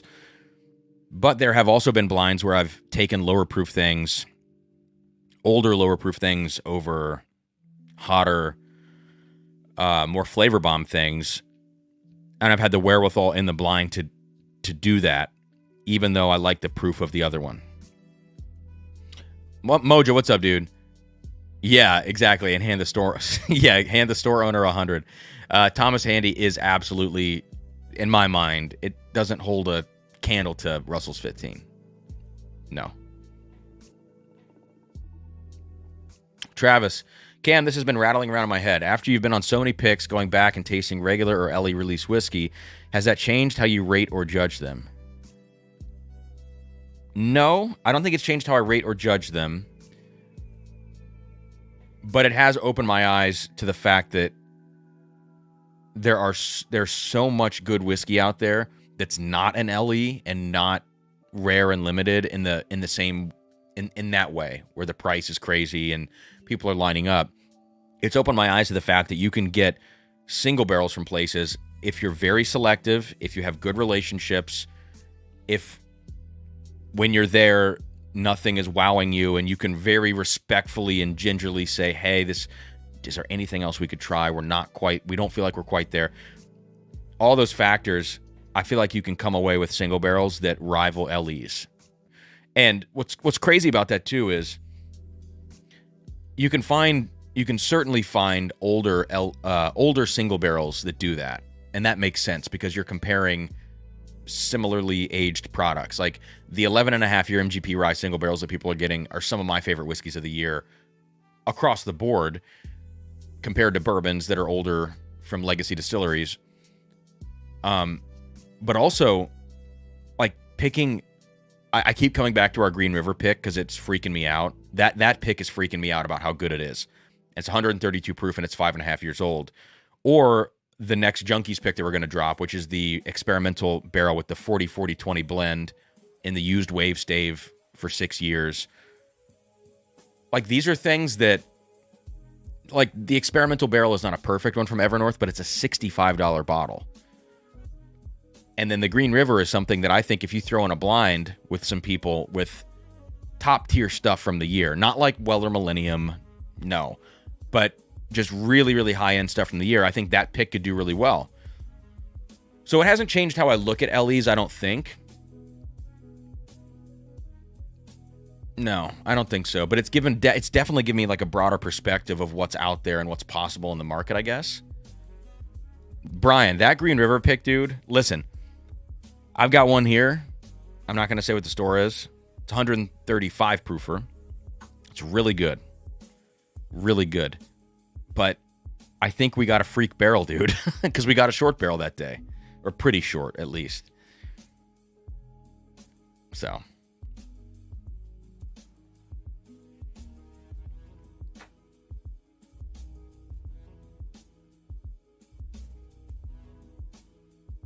Will, did you win the OSO Revival? Is that why you're asking about that? I'll check real quick. It was the, I think it was the third place prize, right? Yeah. So you won the OSO. It's from the Whiskey Blendery. It's right here.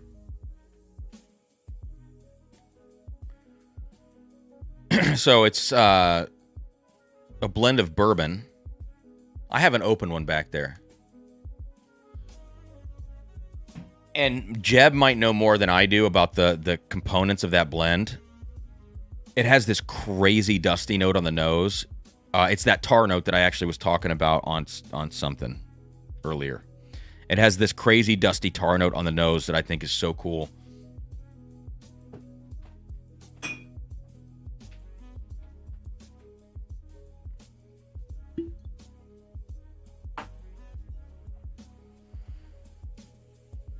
Such a weird bottle, but I think it's a fun bottle.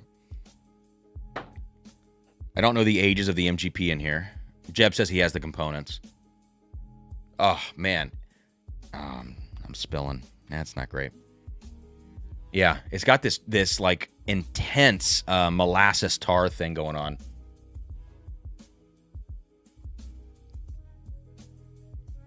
And then the palate is more of like the palate has a lot of honey to it and a lot of sweetness. So it's an interesting bottle in the sense that the nose and the palate don't completely fall in line for me, but I like them both for very different reasons. Good spice on the palate too.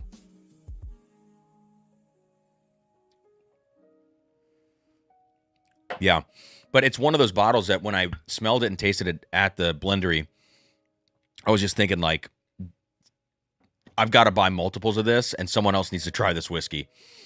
So that was the case with that one. Same thing with the Evernorth rye that I gave away on that stream too. This is one of the barrels that was in that batch that we were tasting through when we did our pick, and it's just a root beer bomb. So I think it's fun for me in some of these giveaways every once in a while to just... Like, it's great to give away high-end bottles. Like, the Nulu Short Barrel was a great one. Justin won that. It'd be cool to give away, like, a Russell's 15 or something. But I think it's also fun to give away multiple bottles of just, like, cool shit that they're total one-offs. And people don't even know what they are. So I like both of those things. But I'm going to be curious to see what you think about it, Will. And if you hate it, I apologize. Jeb says, I lied, but he can get the details there. Dude, Randy, what's up, man? Hey. Here, Russell's 15 blend of the laser codes, because that's what we do. Cheers, Randy, for good news and good health for your family, and still keeping you guys in our prayers. Cheers, man.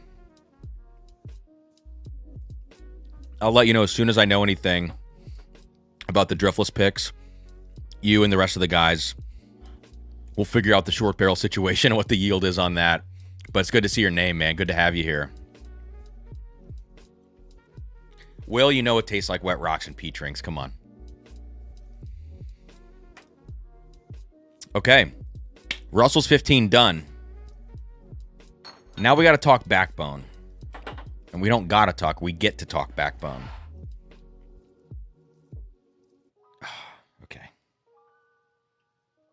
Oh, that was the OSO Revival. I got a little peach ring on that, Will. Oh, wow. So peachy.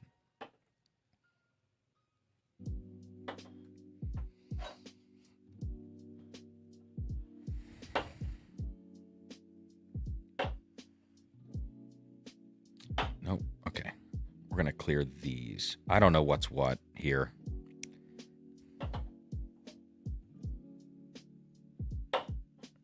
I know what that is. So, we're going to clear 3 glasses, and I am going to talk to you guys now about the backbone picks that we did yesterday. And I think some people are going to be like, what the F are you guys doing on these barrel picks when I tell you what we picked?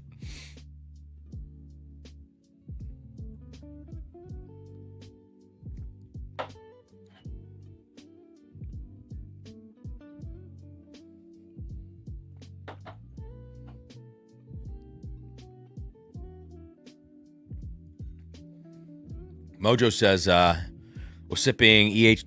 Taylor Small Batch and then Old Ezra 12 from 15, And then B519, now Parker's Rye Tent. Dude, that's a good night.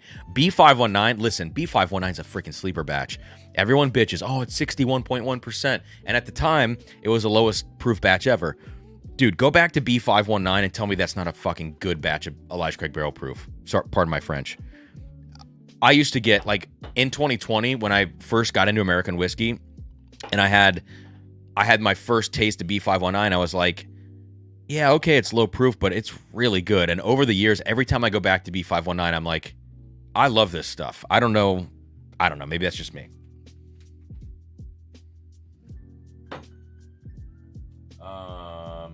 Let's see. We want this. And we want this for sure. French or German, says Travis. What are you talking about?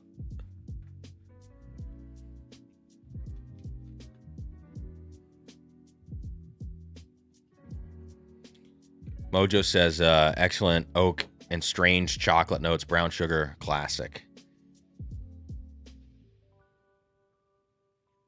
I feel like I remember a weird fruitiness on that. You say strange chocolate. The word strange is funny to me because I feel like I used to get a weird note, and I haven't had B519 in a long time, but for some reason I'm thinking it was like a orange note or like a red berry. I don't know. I'd have to. Oh shoot. Let me pull the bottle real quick. I'll just smell it off the bottle.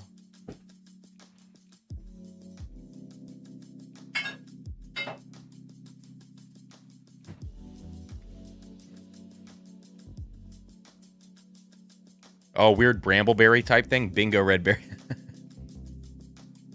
Yeah, man. Yeah.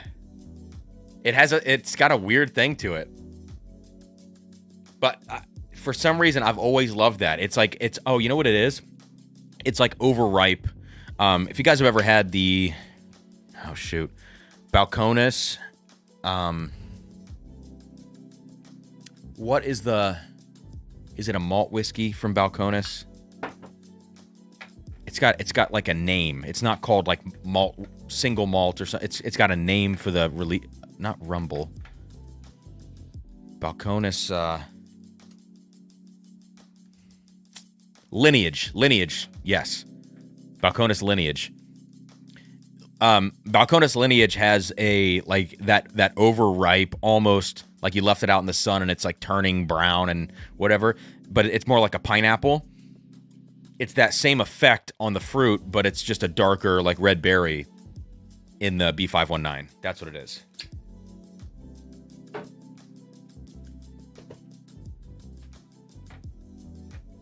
Okay. So let's talk Backbone now. 127 people in here. We had 215 or something on Thursday night stream. I know that, who was it? Whiskey Row was not streaming that night. I think their power was out. So maybe we got a little bit of a kickback from some of their folks jumping in. I don't know. But it was pretty cool to see almost the entire stream having about 200 people in there. All right. The first thing, we're in late night drums and drams mode now. So we're 90 minutes in. It's 10:30. The first thing Nolan said to us at Backbone was, I'm going to fuck with you guys a little bit. And so he poured us something blind, and we picked that barrel. Like, we immediately smelled and tasted it, and we're like, all right, let's pick another barrel now. We did compare this to some other products, other similar products of what this is, other similar barrels, right? But he's like, anybody have any guesses what this is? Irish whiskey. Irish freaking whiskey. So anybody that's ever had this bottle,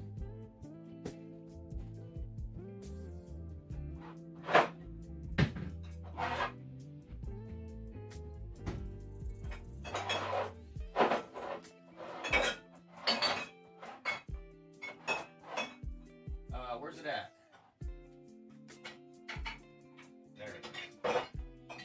There it is. Anybody that got this bottle from the Junkies, their Irish whiskey, that's what we're talking here. So the first thing he poured for us was an Irish whiskey, rebarreled into American oak. So this was toted Irish whiskey, young. I want to say it was like 2 years old.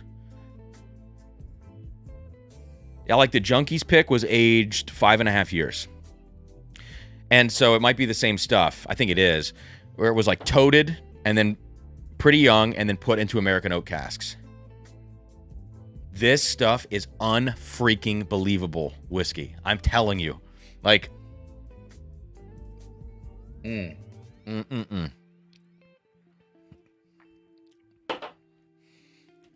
Like, I know that picking an Irish could sound divisive. I think way less divisive than picking a Scotch or an American single malt. Picking an Irish can sound divisive. This is not a divisive whiskey. This is, you could drink this and think that it's a bourbon 100% of the time. You would never know. But it has this sweet, like cream soda, sugar cookie. It's so funky. It has the cream soda funk note that a lot of like 10-year 36% rye MGP single barrels have on them.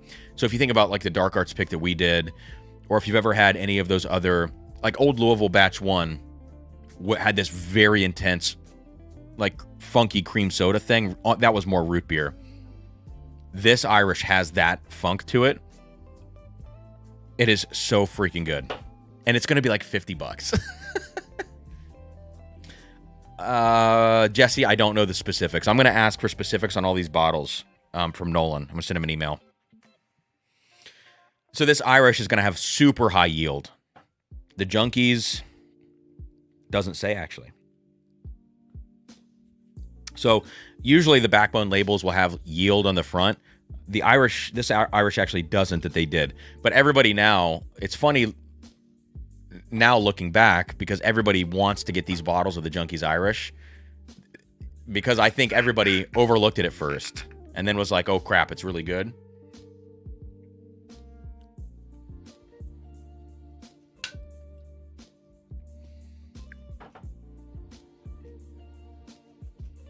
And ours has just spent even more time in the secondary oak barrel.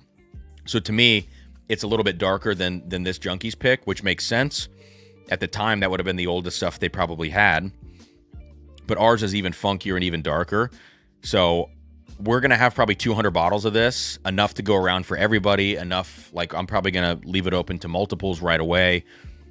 This is an amazing whiskey, and the value is going to be hysterically good. That's the best way to put it. God.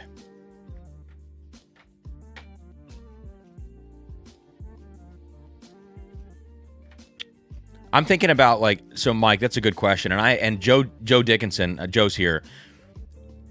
And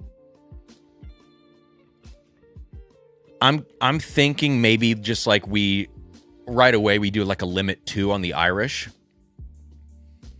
Because I don't know. My thought is, like, if we could have the micro batches order the day before and do like limit 3, because not everybody's going to buy Irish, but the people that do might want to have multiples, and then everybody else's limit 2. Like, I don't know. I'm trying to figure out what to do. It's not going to be limit 1. It's not going to be unlimited, because I think unlimited invites problems. It's a conversation for me to have with everybody. I think maybe what I'll do is I'll do a poll and just see what the interest is like on the Irish. But this Irish is fucking good. It's crazy. Okay. So moving on to the other one that we're confirmed to have, because what happened is we confirmed 2 of them, and then I walked away with 2 samples. And this one you can see is dark as crap, but I just don't know. I don't know that this is the right fit for us to pick. It's a sherry finish. I mean, it's just pure sherry on the nose. And on the palate. There's no whiskey left to this. It's just sherry. It's like, I think this is 5 years in a sherry barrel. So if that tells you anything.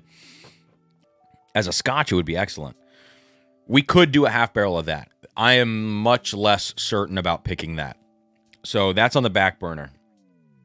But I'll tell you the 2 things that we did pick, and then there's obviously a third here, which we are going to pick. It's another one where I walked away with a sample, said I just want to taste it one more time. then I realized how freakishly good it is.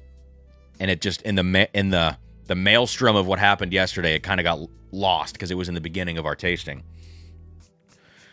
So let's move on to the other confirmed thing that we have. I'll just give you some notes first, and then see what you think it is. And nobody give any spoilers.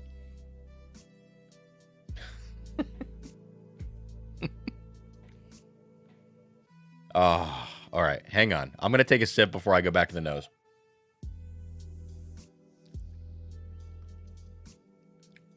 Oh, my goodness. Okay. So on the nose, oh, man, the palate keeps going. And it's not spice. It keeps going with, like, very dense fruit.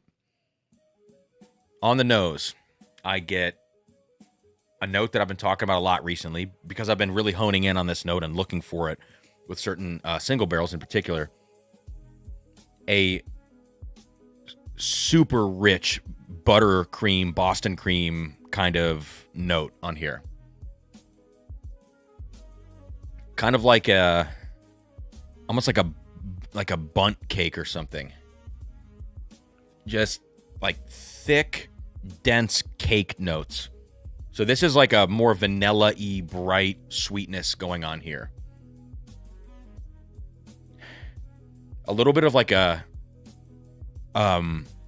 pudding, like American pudding, like vanilla pudding or like banana pudding note almost. Maybe. And when I say banana, I don't mean Runts candy. I don't mean Old Forester banana. Just a little hint of a banana note in here.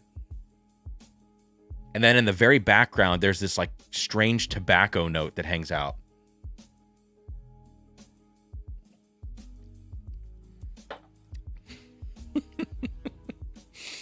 And the palate is so thick and dense with those creamy, like Boston creamy kind of notes.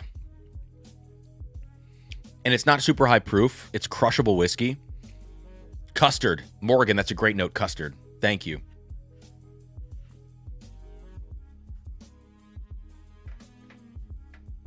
I said bundt cake. What did I mean when I said bundt cake? Let me look up bundt cake. That's what came to mind. Yeah. I would still say bundt cake, though. I'm not saying that they're necessarily similar. Or am I thinking of this? Angel food cake. I don't know which one I'm thinking of. Uh-huh. What's the difference? I don't know. But this is very custardy. That's a great note for this.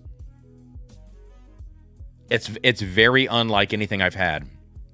So, can you guys guess what this is? And don't guess if you're in the Patreon. If you were there last night, don't guess what this is. Please, somebody who's not in the Patreon, guess what this is. It is, I'll give you a hint, it is a bourbon. But it's finished in something. Oh my God, it's so good.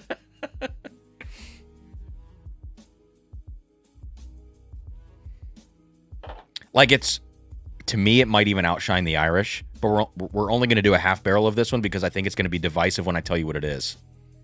It's 13th Colony, Dickel, Sladvan. Yeah, you can guess wrong on purpose. I can't believe this.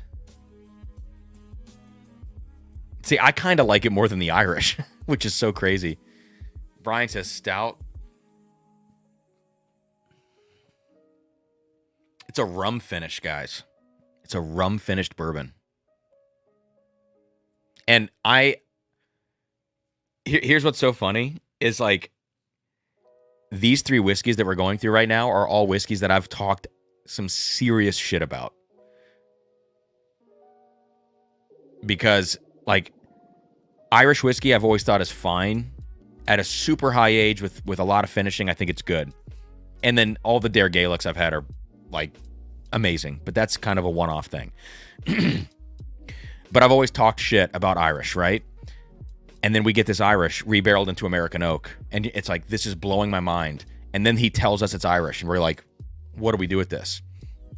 Then we get this one, we smell it, we taste it, and it's a rum-finished bourbon. And I have talked so much crap about rum. Voyage, Sagamore rum-finished rye, Name any rum finished product and any rum ever, and I've said, I don't like that. I think it's terrible. I don't like Foursquare. None of it. None of it. And we get this rum finished bourbon, and it's incredible. So this is still in the rum cask, and I'm going to email Nolan and tell, like, he gave us the option to tank this so that it's out of the cask, neutral environment. We tank it until we want to bottle it, because I think where it's at is completely perfect, and I don't want any more rum on this.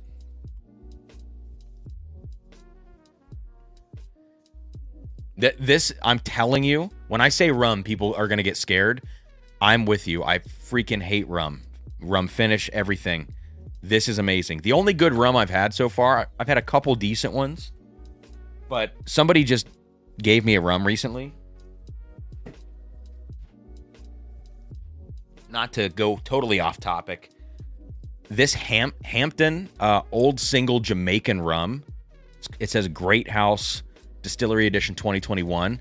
This rum is outstanding. And it's the only rum that I'm like, I want to drink this rum. It's not that you would have to force me, or, you know, I'd have to be in the mood. It's just a rum that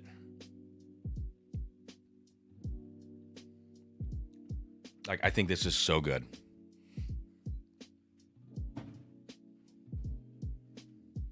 But anyways, the rum finished bourbon that we're going to get from Backbone is hilariously good. And we're going to have like 90 to 100 bottles or something. I don't expect that to sell out immediately, but who knows? All right. And I'm not going to tell you what kind of rum it is. What my determination is this. As a rum hater,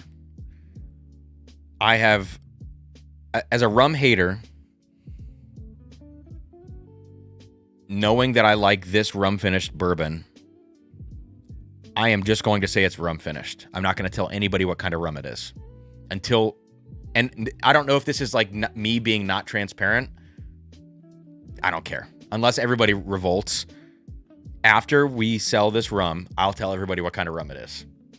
Because I don't want anybody to have like weird thoughts about it or be hesitant. Everyone's already going to be hesitant because it's rum. It's so good.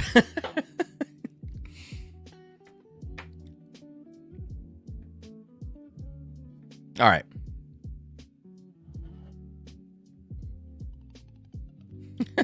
You guys are funny.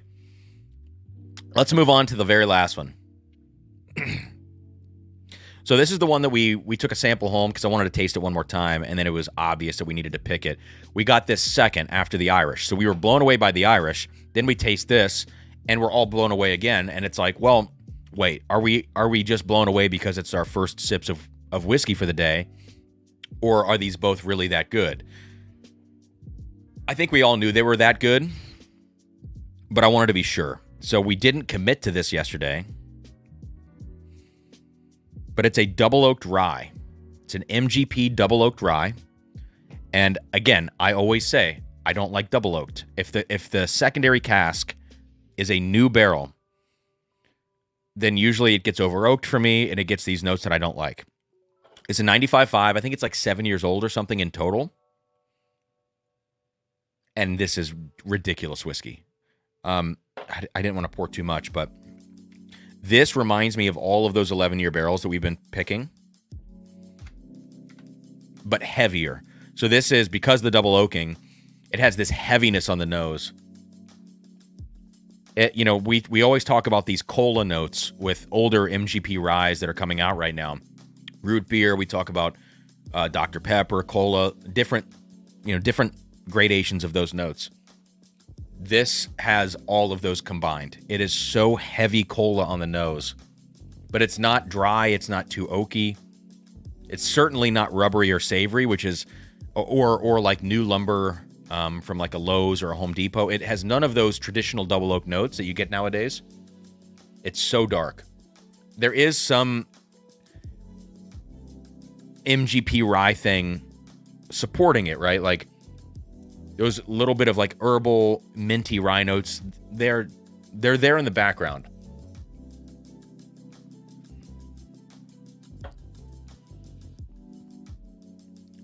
It's just a flavor bomb. A teeny bit drying on the back end, but I don't mind that because the flavors are so good on this. Man. So we're going to pick this. We're going to pick a half barrel of the double oak rye. So we're going to do a full, this is crazy, a full barrel Irish. The Irish is the only one that gets the full barrel, which is how much we love it. The rum is going to get a half barrel, rum finished bourbon, and then the double oaked rye is also going to get a half barrel. So that's going to be maybe 400 bottles, which will be the biggest drop that we've ever done. It's going to be maybe late November, early December-ish. We're going to nail that down. Excuse me. I'm nervous to pick this many bottles, but the price points for these are going to be between 50 to 55, maybe up to 70. So we're really talking probably the most affordable picks we're going to do all year. Like, I think that the Irish might be like $55. So you could probably get out of there with all of these picks together for about $200 with shipping if you got one of each. 3 different bottles. So for me, that's a great deal. And some people are only going to buy one. Some people are going to buy multiples of all 3. Either way, it's a great value. We're going to find out on the rum finish. So we tasted 3 different rum finished. Once we found out it was rum, we tasted 2 others, and we flipped from the first one onto a different one. They were all 3 totally distinct profiles. One was like a Jamaican rum. One was what was it? Like Jamaican and then Caribbean, which I think was Barbados. And then the other one is the one that we picked, which I won't tell you. They were all distinct profiles, though. Two of the 3 for me were easy yeses. Like, if we went back in 6 months and they had the other one that we didn't pick, which I think was the Jamaican. If they had the Jamaican and we went back there, we would just pick it again because it's so good.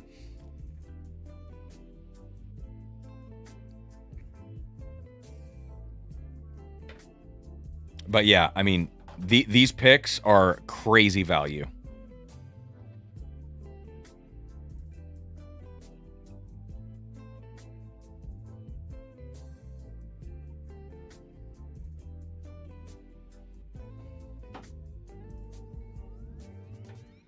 Can't pick Trinidad rum. We didn't pick Jamaican.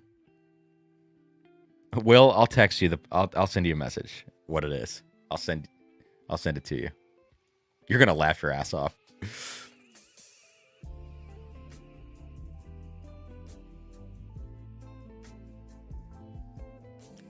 All right. Proof on the double oak, says Nick.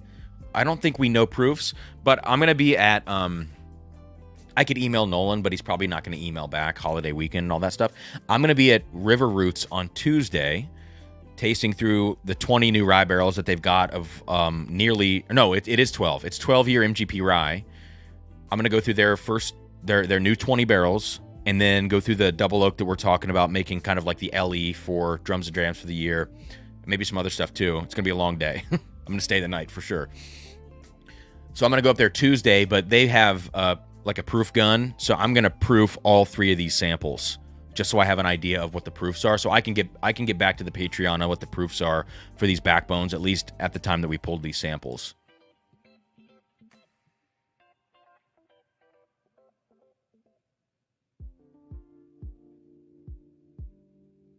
All right. Joe, the price on the LE is pretty much confirmed. If we pick it, we're going to do a half barrel, so it's going to be like 90 to 105 bottles. We just don't exactly know yet. And the reason the half barrel yield is so high is because these secondary barrels for the double oak were filled last year, so there's not a lot of loss in 1 year. And the barrels that they were filled into are used barrels. So they are half of them are wild turkey barrels and half of them are Four Roses. And the one that we're targeting right now is a wild turkey barrel. So I gotta go back up and taste it and make sure it's worth the price for us, because I do worry, but it's $185. Like, it's not a cheap bottle, and fully understand that. But we're about to go into many, many picks starting 2 weeks from yesterday that are all going to be between like 70 and 80 bucks. So really fantastic prices. And I think the LE for the year, I think it can be something more expensive, you know? If we're going to say it's an LE, we're going to do a half barrel. It's not everybody's going to buy it. I think 185, while it sounds like a lot of money, it's in line with things from legacy distilleries. Yeah. And Joe's tasted it, and he says you better pick it because it's outstanding. No box or tube, Sladvan. Although we could maybe work on... I wonder if we could do a tube. I wonder what it would cost to do a tube. You know what I mean?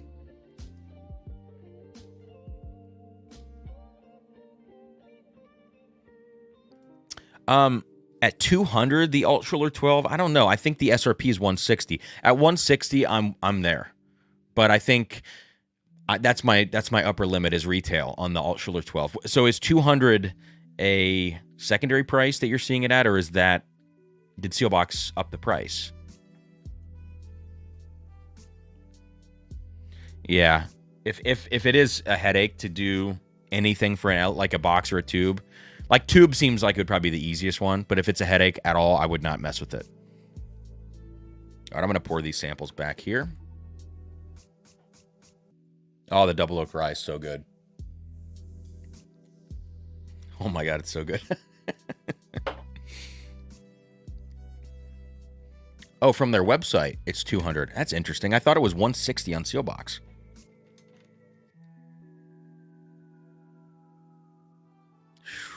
That rum finished is crazy.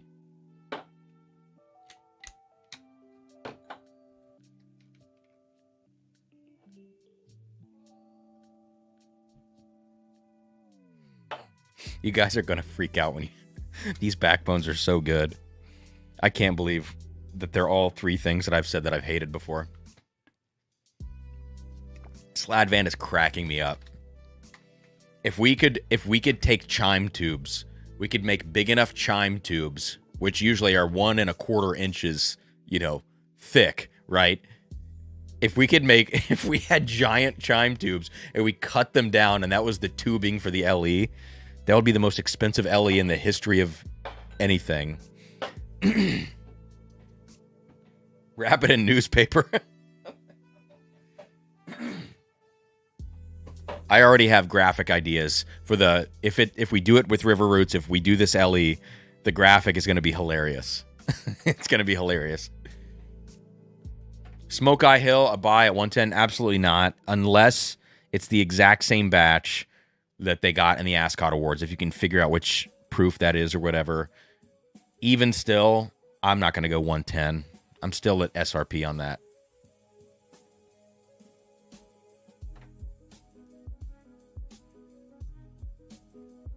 That's funny, Travis. We could just do our own homemade tube.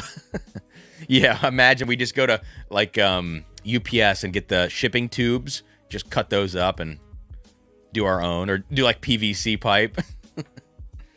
Okay, we have to do a blind flight now. So, well, shit, I wanted to keep this under 2 hours, and we're now at exactly 2 hours. We're doing it.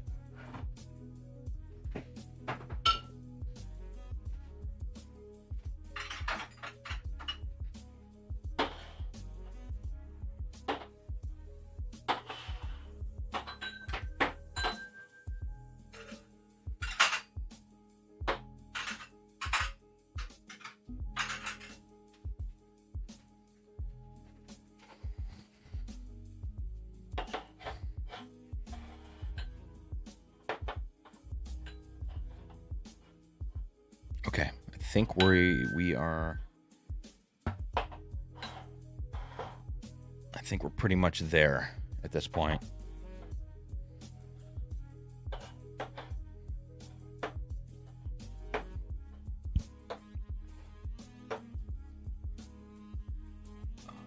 Stickers, pencil, and I need a notebook now.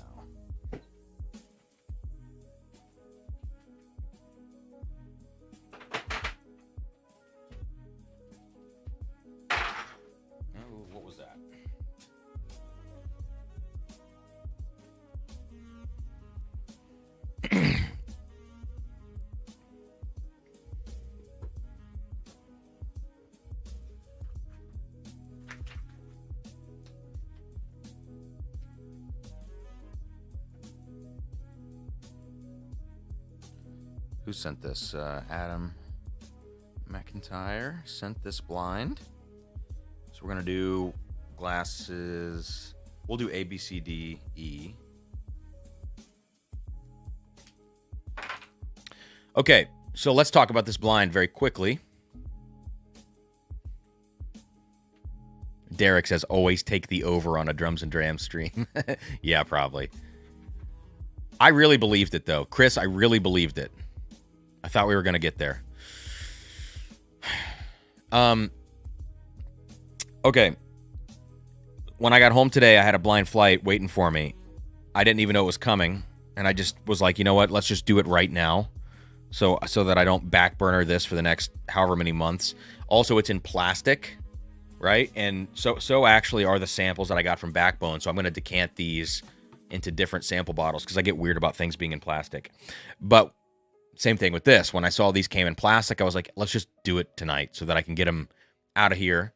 So Adam McIntyre sent this blind my way. Is this 1 or 2 ounces? Probably 2 ounces, right? Does it say? Seems like a lot. More than I thought was in there. Like, I poured it out here. That feels like an ounce. And it's half the bottle. All right. Maybe they are 2 ounces. Oh, 50 mils. Okay, 50 ml, it says on the front.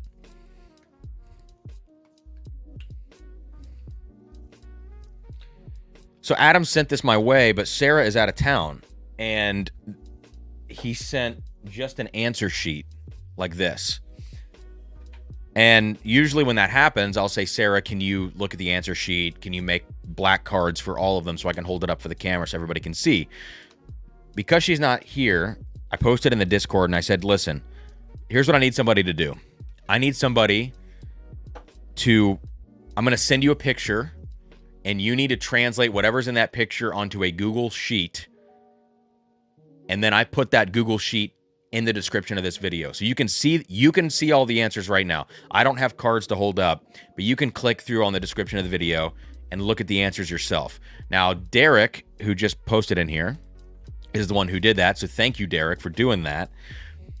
And the way that I did it is I had this sheet here and I opened it up on this table and I just turned my head. I opened it. I laid it flat. I held my phone up and I took a picture. And I sent it to Derek and I said, can you see everything you need to see? And he was like, yes. Okay. And then he sent a link back. So I promise you, I have not seen what is on that sheet. All right, there we go. Yeah. But you can see it. All I ask is no spoilers in the chat, please. No spoilers. If something says Elijah Craig, don't start talking about Heaven Hill when I'm smelling and tasting it. Just talk about other things in the chat. Don't try to be cutesy or anything, because mods will time you out, or I'll time you out. I don't want to deal with that. It's blinds are no fun if you cheat. Some people do cheat on blinds. It kills the fun.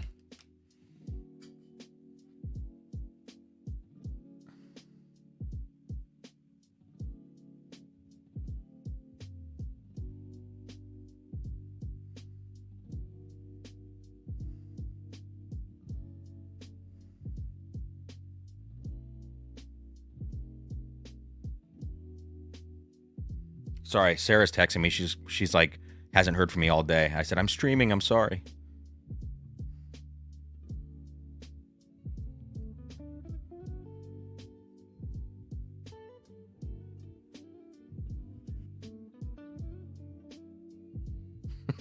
Will, I promise it's good. I promise it's good, Will.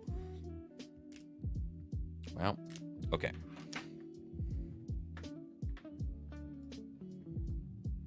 BPA flight, says Frank. That's hilarious. Okay, didn't know they made so many rum-finished whiskeys. All right, let's do this. So I'm going to just guess everything I can guess about these pours. So age, proof, distillery, I guess a byproduct that would be stated distillation, maybe the type of whiskey, whether it's finished or not. I think that's what I normally guess, those things.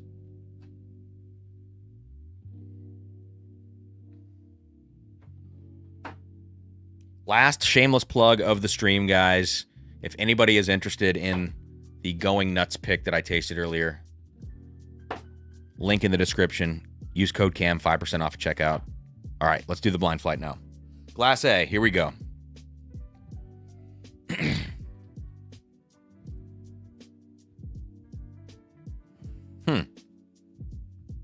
This smells like cherry pie. It smells good. Not particularly old, like 6-7 years. A little grassy, actually. All right, I'm going to write this down. Cherry pie, grassy, finish on nose. Bourbon, question mark. 7-year, question mark. Smells good.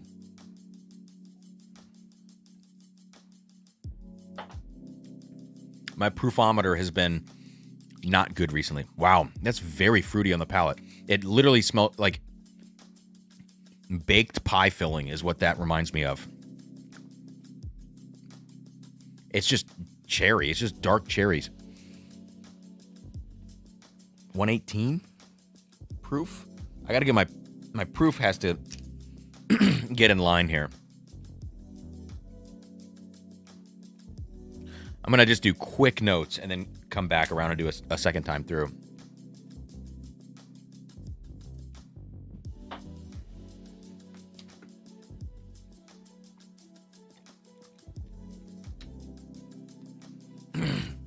I got to be honest, Derek. Rum finished in Ambarana is actually not bad because it's like 2 wrongs make a right. All right, glass B. Stale. This is like a cardboard nose. Not pleasant for me.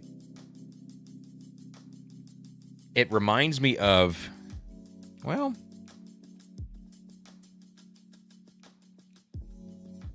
Dickel Bourbon. Immediately comes to mind. Dickel Bourbon.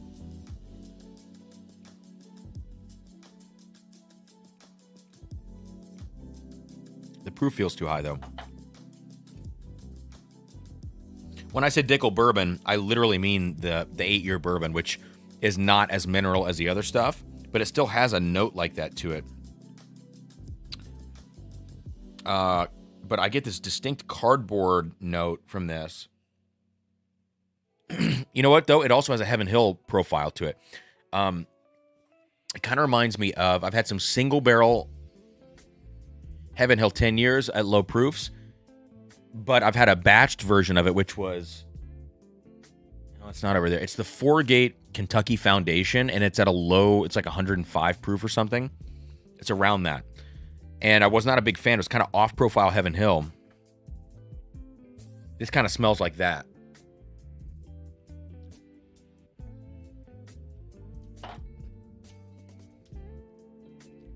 Like around 100 proof.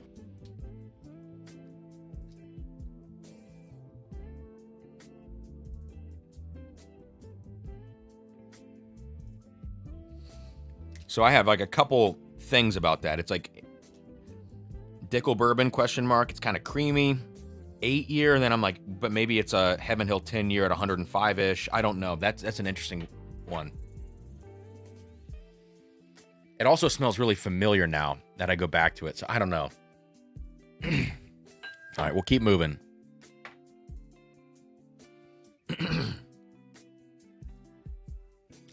Derek, you're saying the potpourri cancels out the rubber cement. I think it just covers it. I don't think it cancels it out.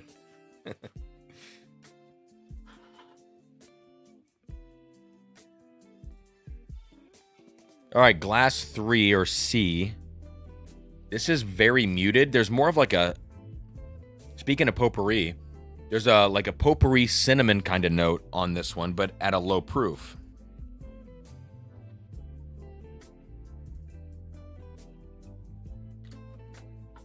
Doesn't feel particularly old, 6-7 years.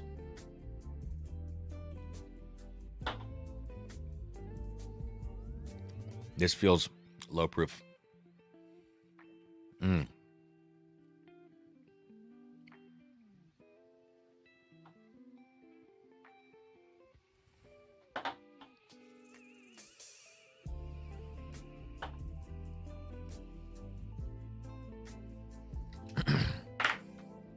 All right, I'll come back to that. Let's go to glass 4. Or glass D, whichever. I don't know how Derek put these in the on the sheet.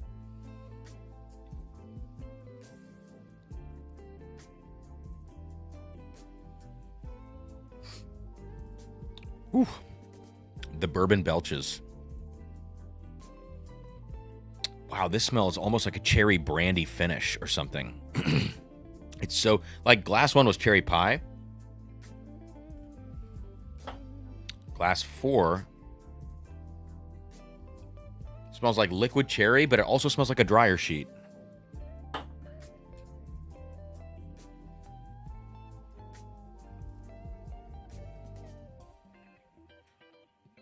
It's weird.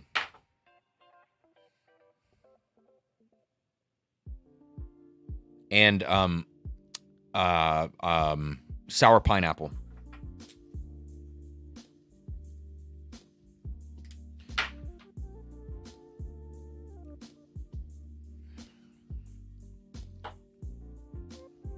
Oh, that's weird. Palate's actually pretty good. It like plateaus and just sits. Very spicy though.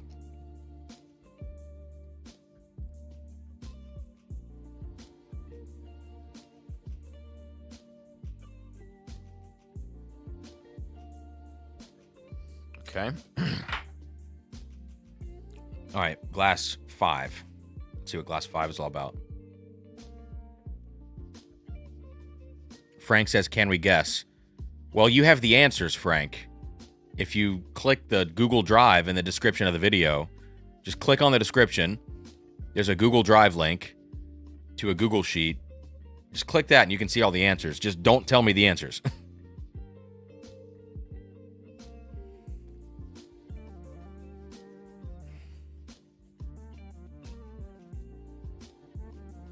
Glass 4 really resemble, or glass 5 has a resemblance to glass 1.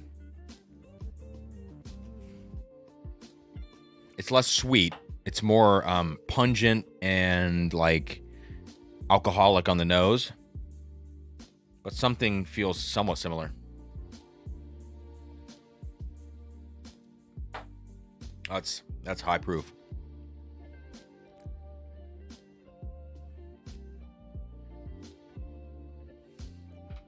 My proof meter, like going into this, I didn't have it set anywhere, so I'm totally shooting in the dark. So all my proofs right now, they're not absolute, they're relative, just to what else is in this blind. If I had something, if I could set my palate right now with a 100 proofer, I would be fine, but I don't want to cheat. So that is interesting. Feels a little MGP-ish, glass E. There's a little bit of that, like, funky, buttercreamy thing that I get on some MGP. The spice feels like high rye MGP. All right. We'll come back.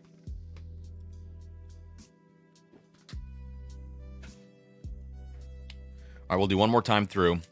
I will rank these on which one I think is, like, my favorite, just for fun.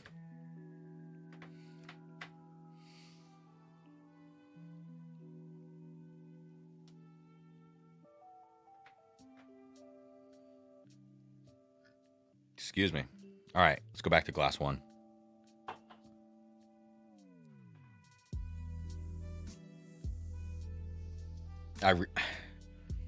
Glass 1, what is this? It feels so familiar to me. And I said cherry pie earlier. There is a very sour, tangy fruit thing on the nose.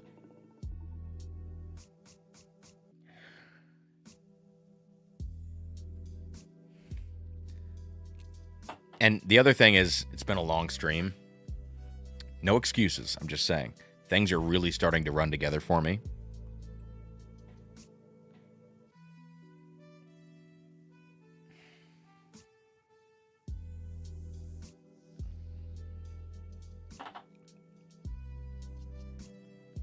I like that so much.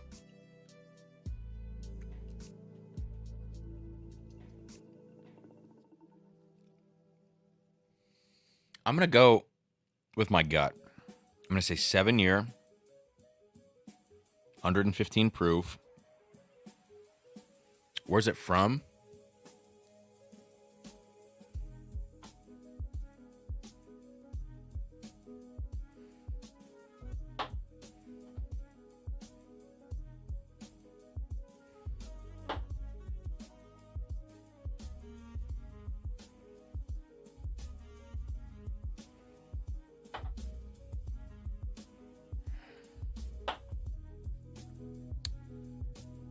I don't know where it's from. Glass A. Where is Glass A from?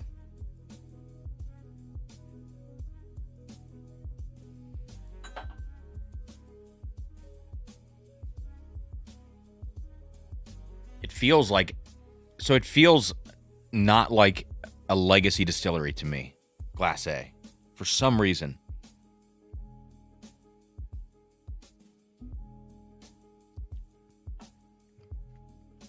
But...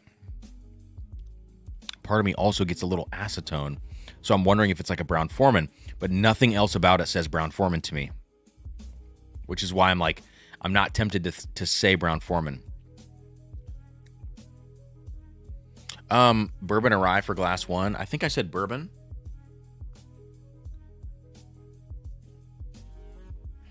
I'd probably say bourbon. It's so brown sugary too, like is it Jack? Brown sugar, I go Jack Daniels, but I don't get the Jack Daniels thing about this. And that's the thing, none of these are particularly oaky. I'm not feeling like any of these are super high age. So when I put the stats together in my head on this, I don't know where to go. So 7-year, 115 proof. 115 makes me think like, 1910, and I thought it could be a Brown-Forman.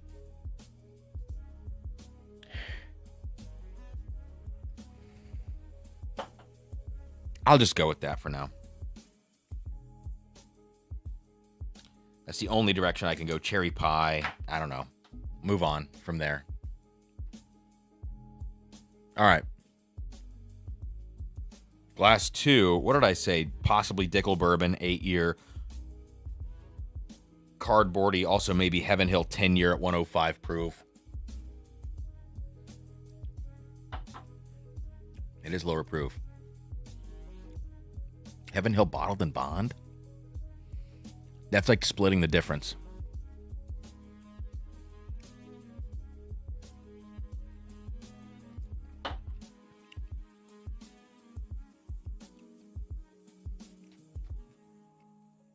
Lower proof than glass 1.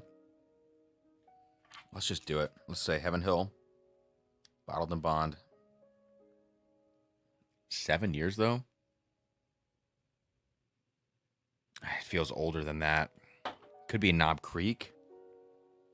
Something. God, this is tough, guys. All right, let's see what we got in the chat. Terry is sipping a Naptown pick that I usually love, but I think the backbone tasting has spoiled me. My palate is picky as fuck right now. Yeah, Joe, it's been a long 3 days of bourbon. It really has.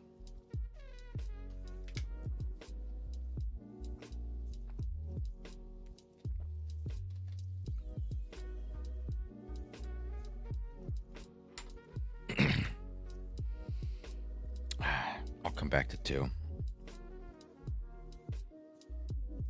Yeah, and at this point my palate is kind of blown. So good training, but also this might be a train wreck. This has the cinnamon potpourri thing. I wrote that down 100%. Low proof.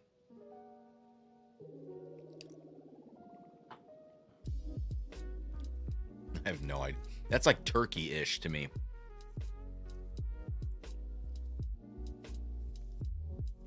What would that be? Turkey-ish. What's the proof on this?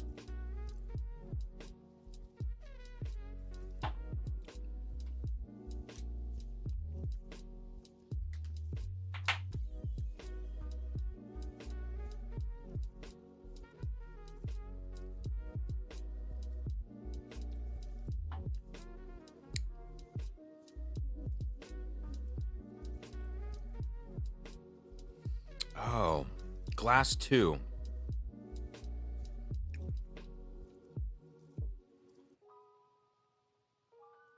Ah, okay. Glass 2 is MGP. It's a weird mash. It reminds me of like the like barely legal stuff with a lot of malt in it. It has that funky thing, which was that cardboard note that I couldn't place. It's MGP because it's similar to Glass E, Glass 5. Okay.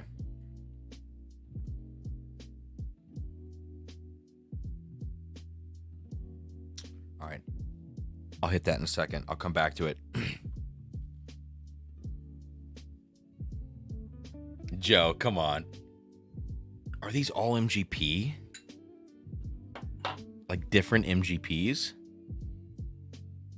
That would be pretty wild. Glass 1 stands out so much from basically all of these.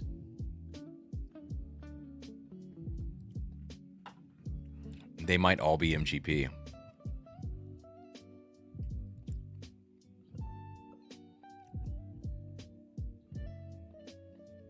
Like 2, 3, and 5, I could believe are MGP. What's 4?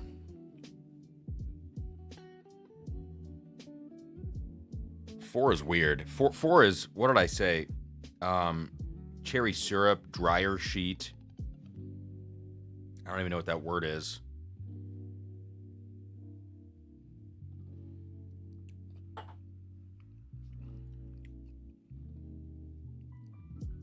It's... God, my palate sucks tonight. Let's just go to the chat.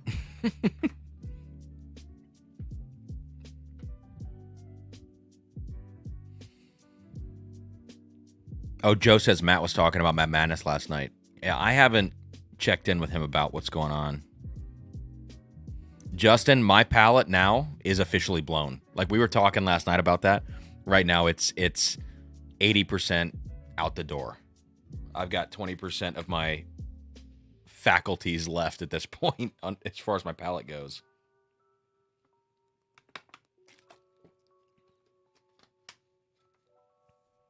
All right.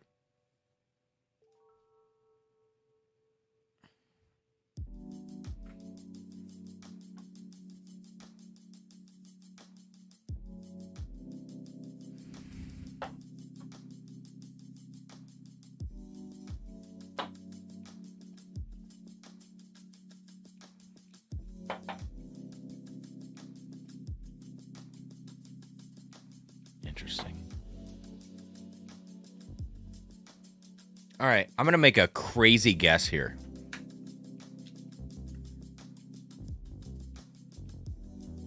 I'm going to say this is all MGP. This is a crazy guess. I probably shouldn't do this, but I feel like glasses 1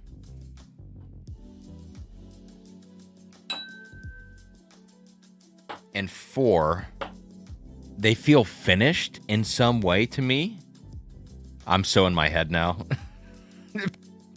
I should redo this flight later.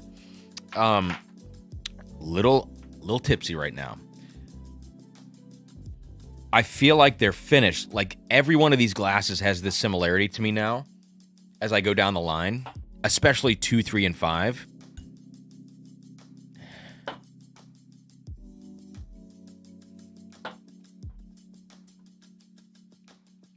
Like 3 and 5 feel like 21 or 36 rye bourbons.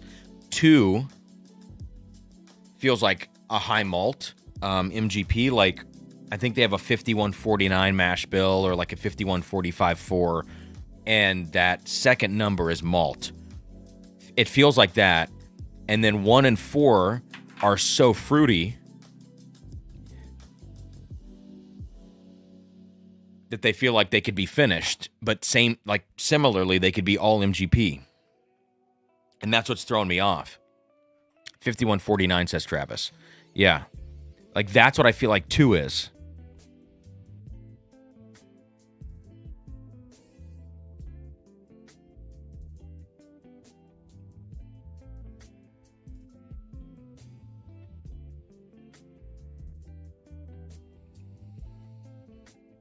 All right, let's go to glass 4.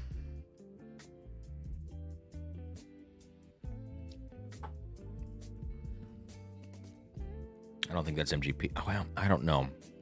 I don't know what's going on. My palate is shot. Excuses. It's so cherry, and I wrote cherry syrup.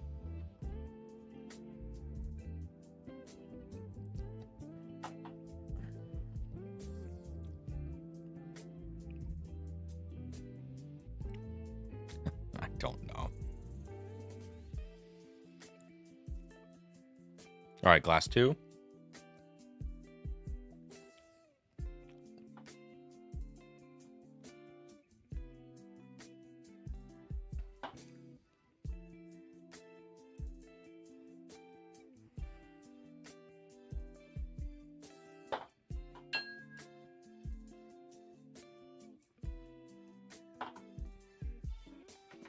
Amy says, go back to one more time and think about your tasting notes. Thank you, Amy. I need direction at this point. We're at that point in the evening.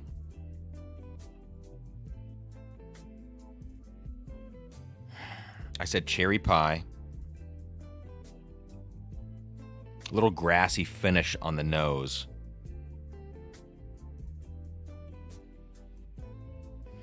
It reminds me of almost Green River in some ways.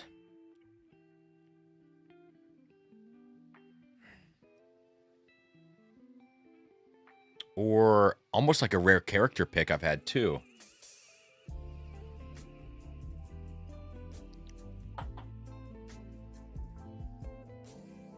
Bardstown. Like, I'm trying to think. Cherry pie.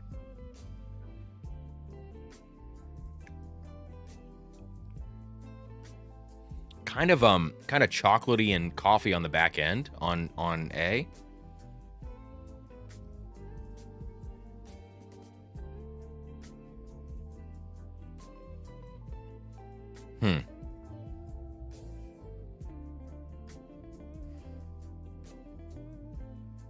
God.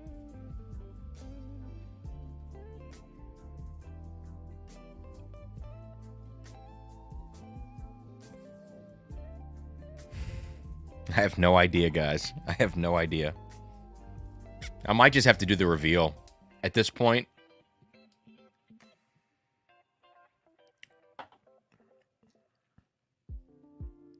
My proof guess was 115. 7-year.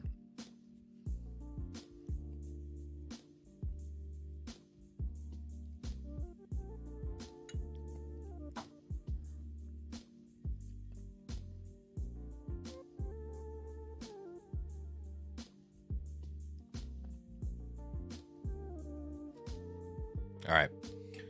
Give me 2 more minutes. We're going to do this blind and wrap it up.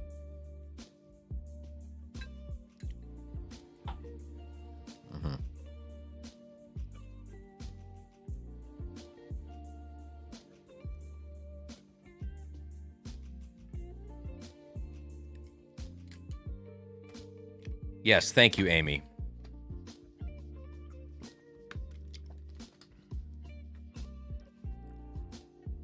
All right, glass C.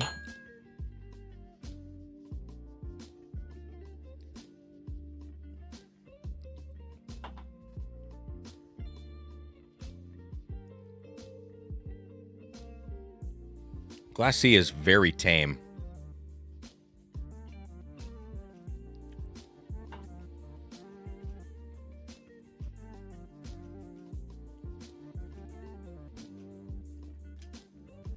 All right, I'm gonna wrap this up.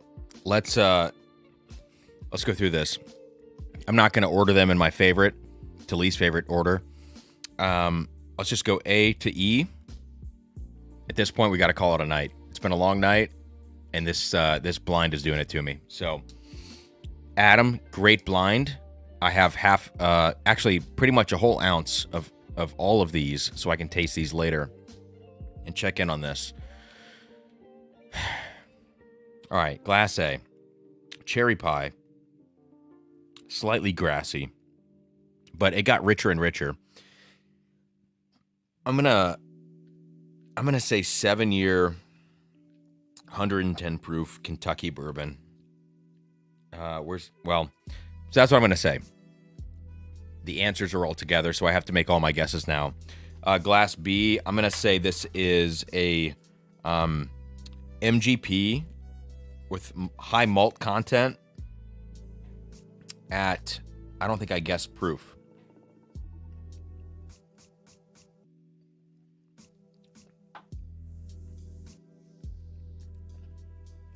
It's probably not. It probably is a high rye, but the proof guesses that I had were 105 and 120, which is hilarious. I'm going to say, let's just go with 118. Glass C, I said it was a 7-year MGP at 100 proof. Okay. Glass D, I said was 117. Possibly finished. And E, I said was MGP at 129 high rye. So I don't know. This was hard.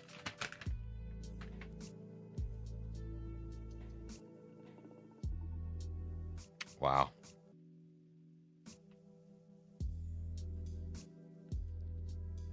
Wow.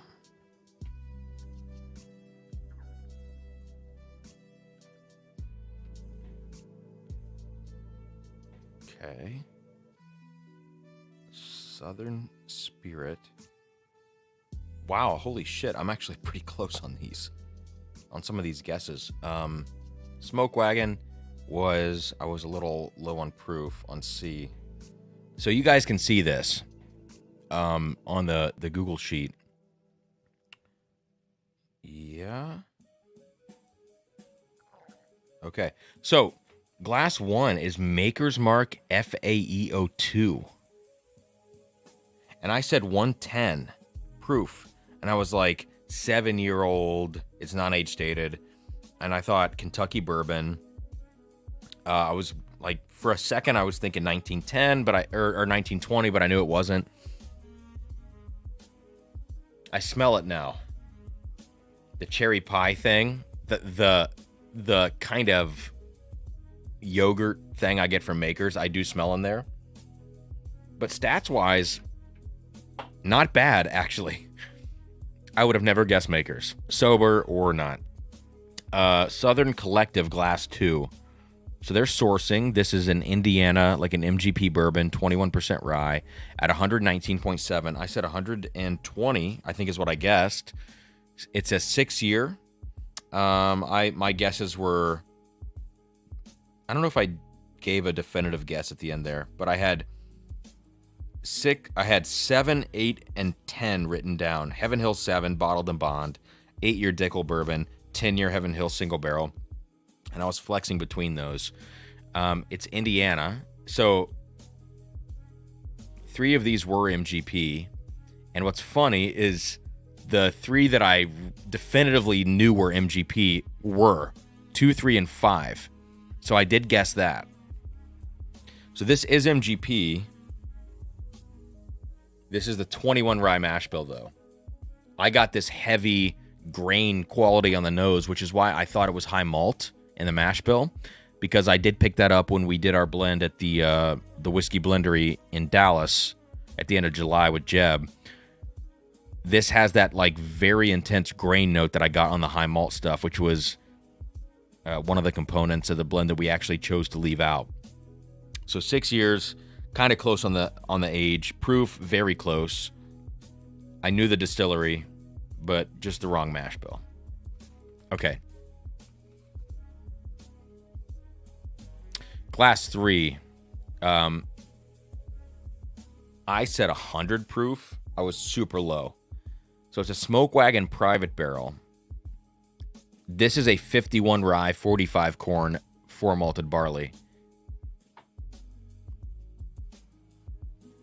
Okay. I said 7. It's 6 years old. I said MGP. It is MGP. But my proof was 100. This is 114. Pretty close. This is not on the proof. All right, glass D. This is interesting.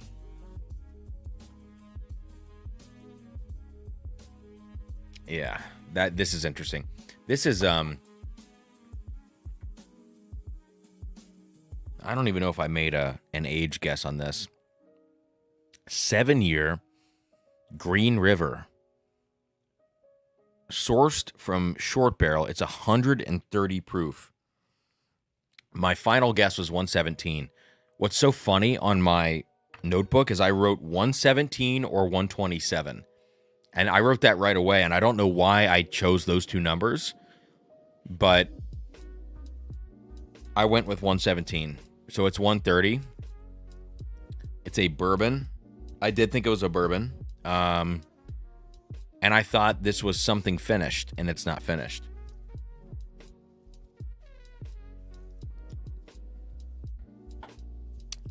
It's very interesting.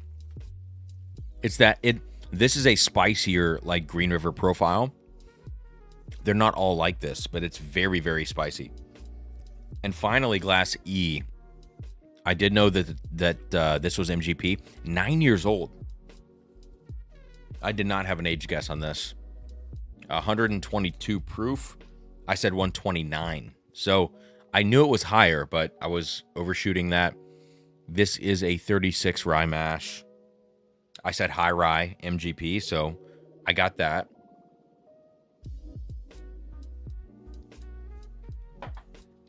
There's a distinct funk to that.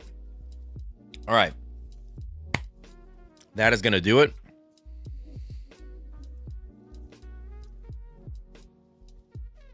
What's up? The everyday drinker is in the house. At the end of this live stream where I can barely pronounce anything. I can barely enunciate anything I'm saying. Morgan said, when you said coffee mocha during the finish, the makers would finish, yeah.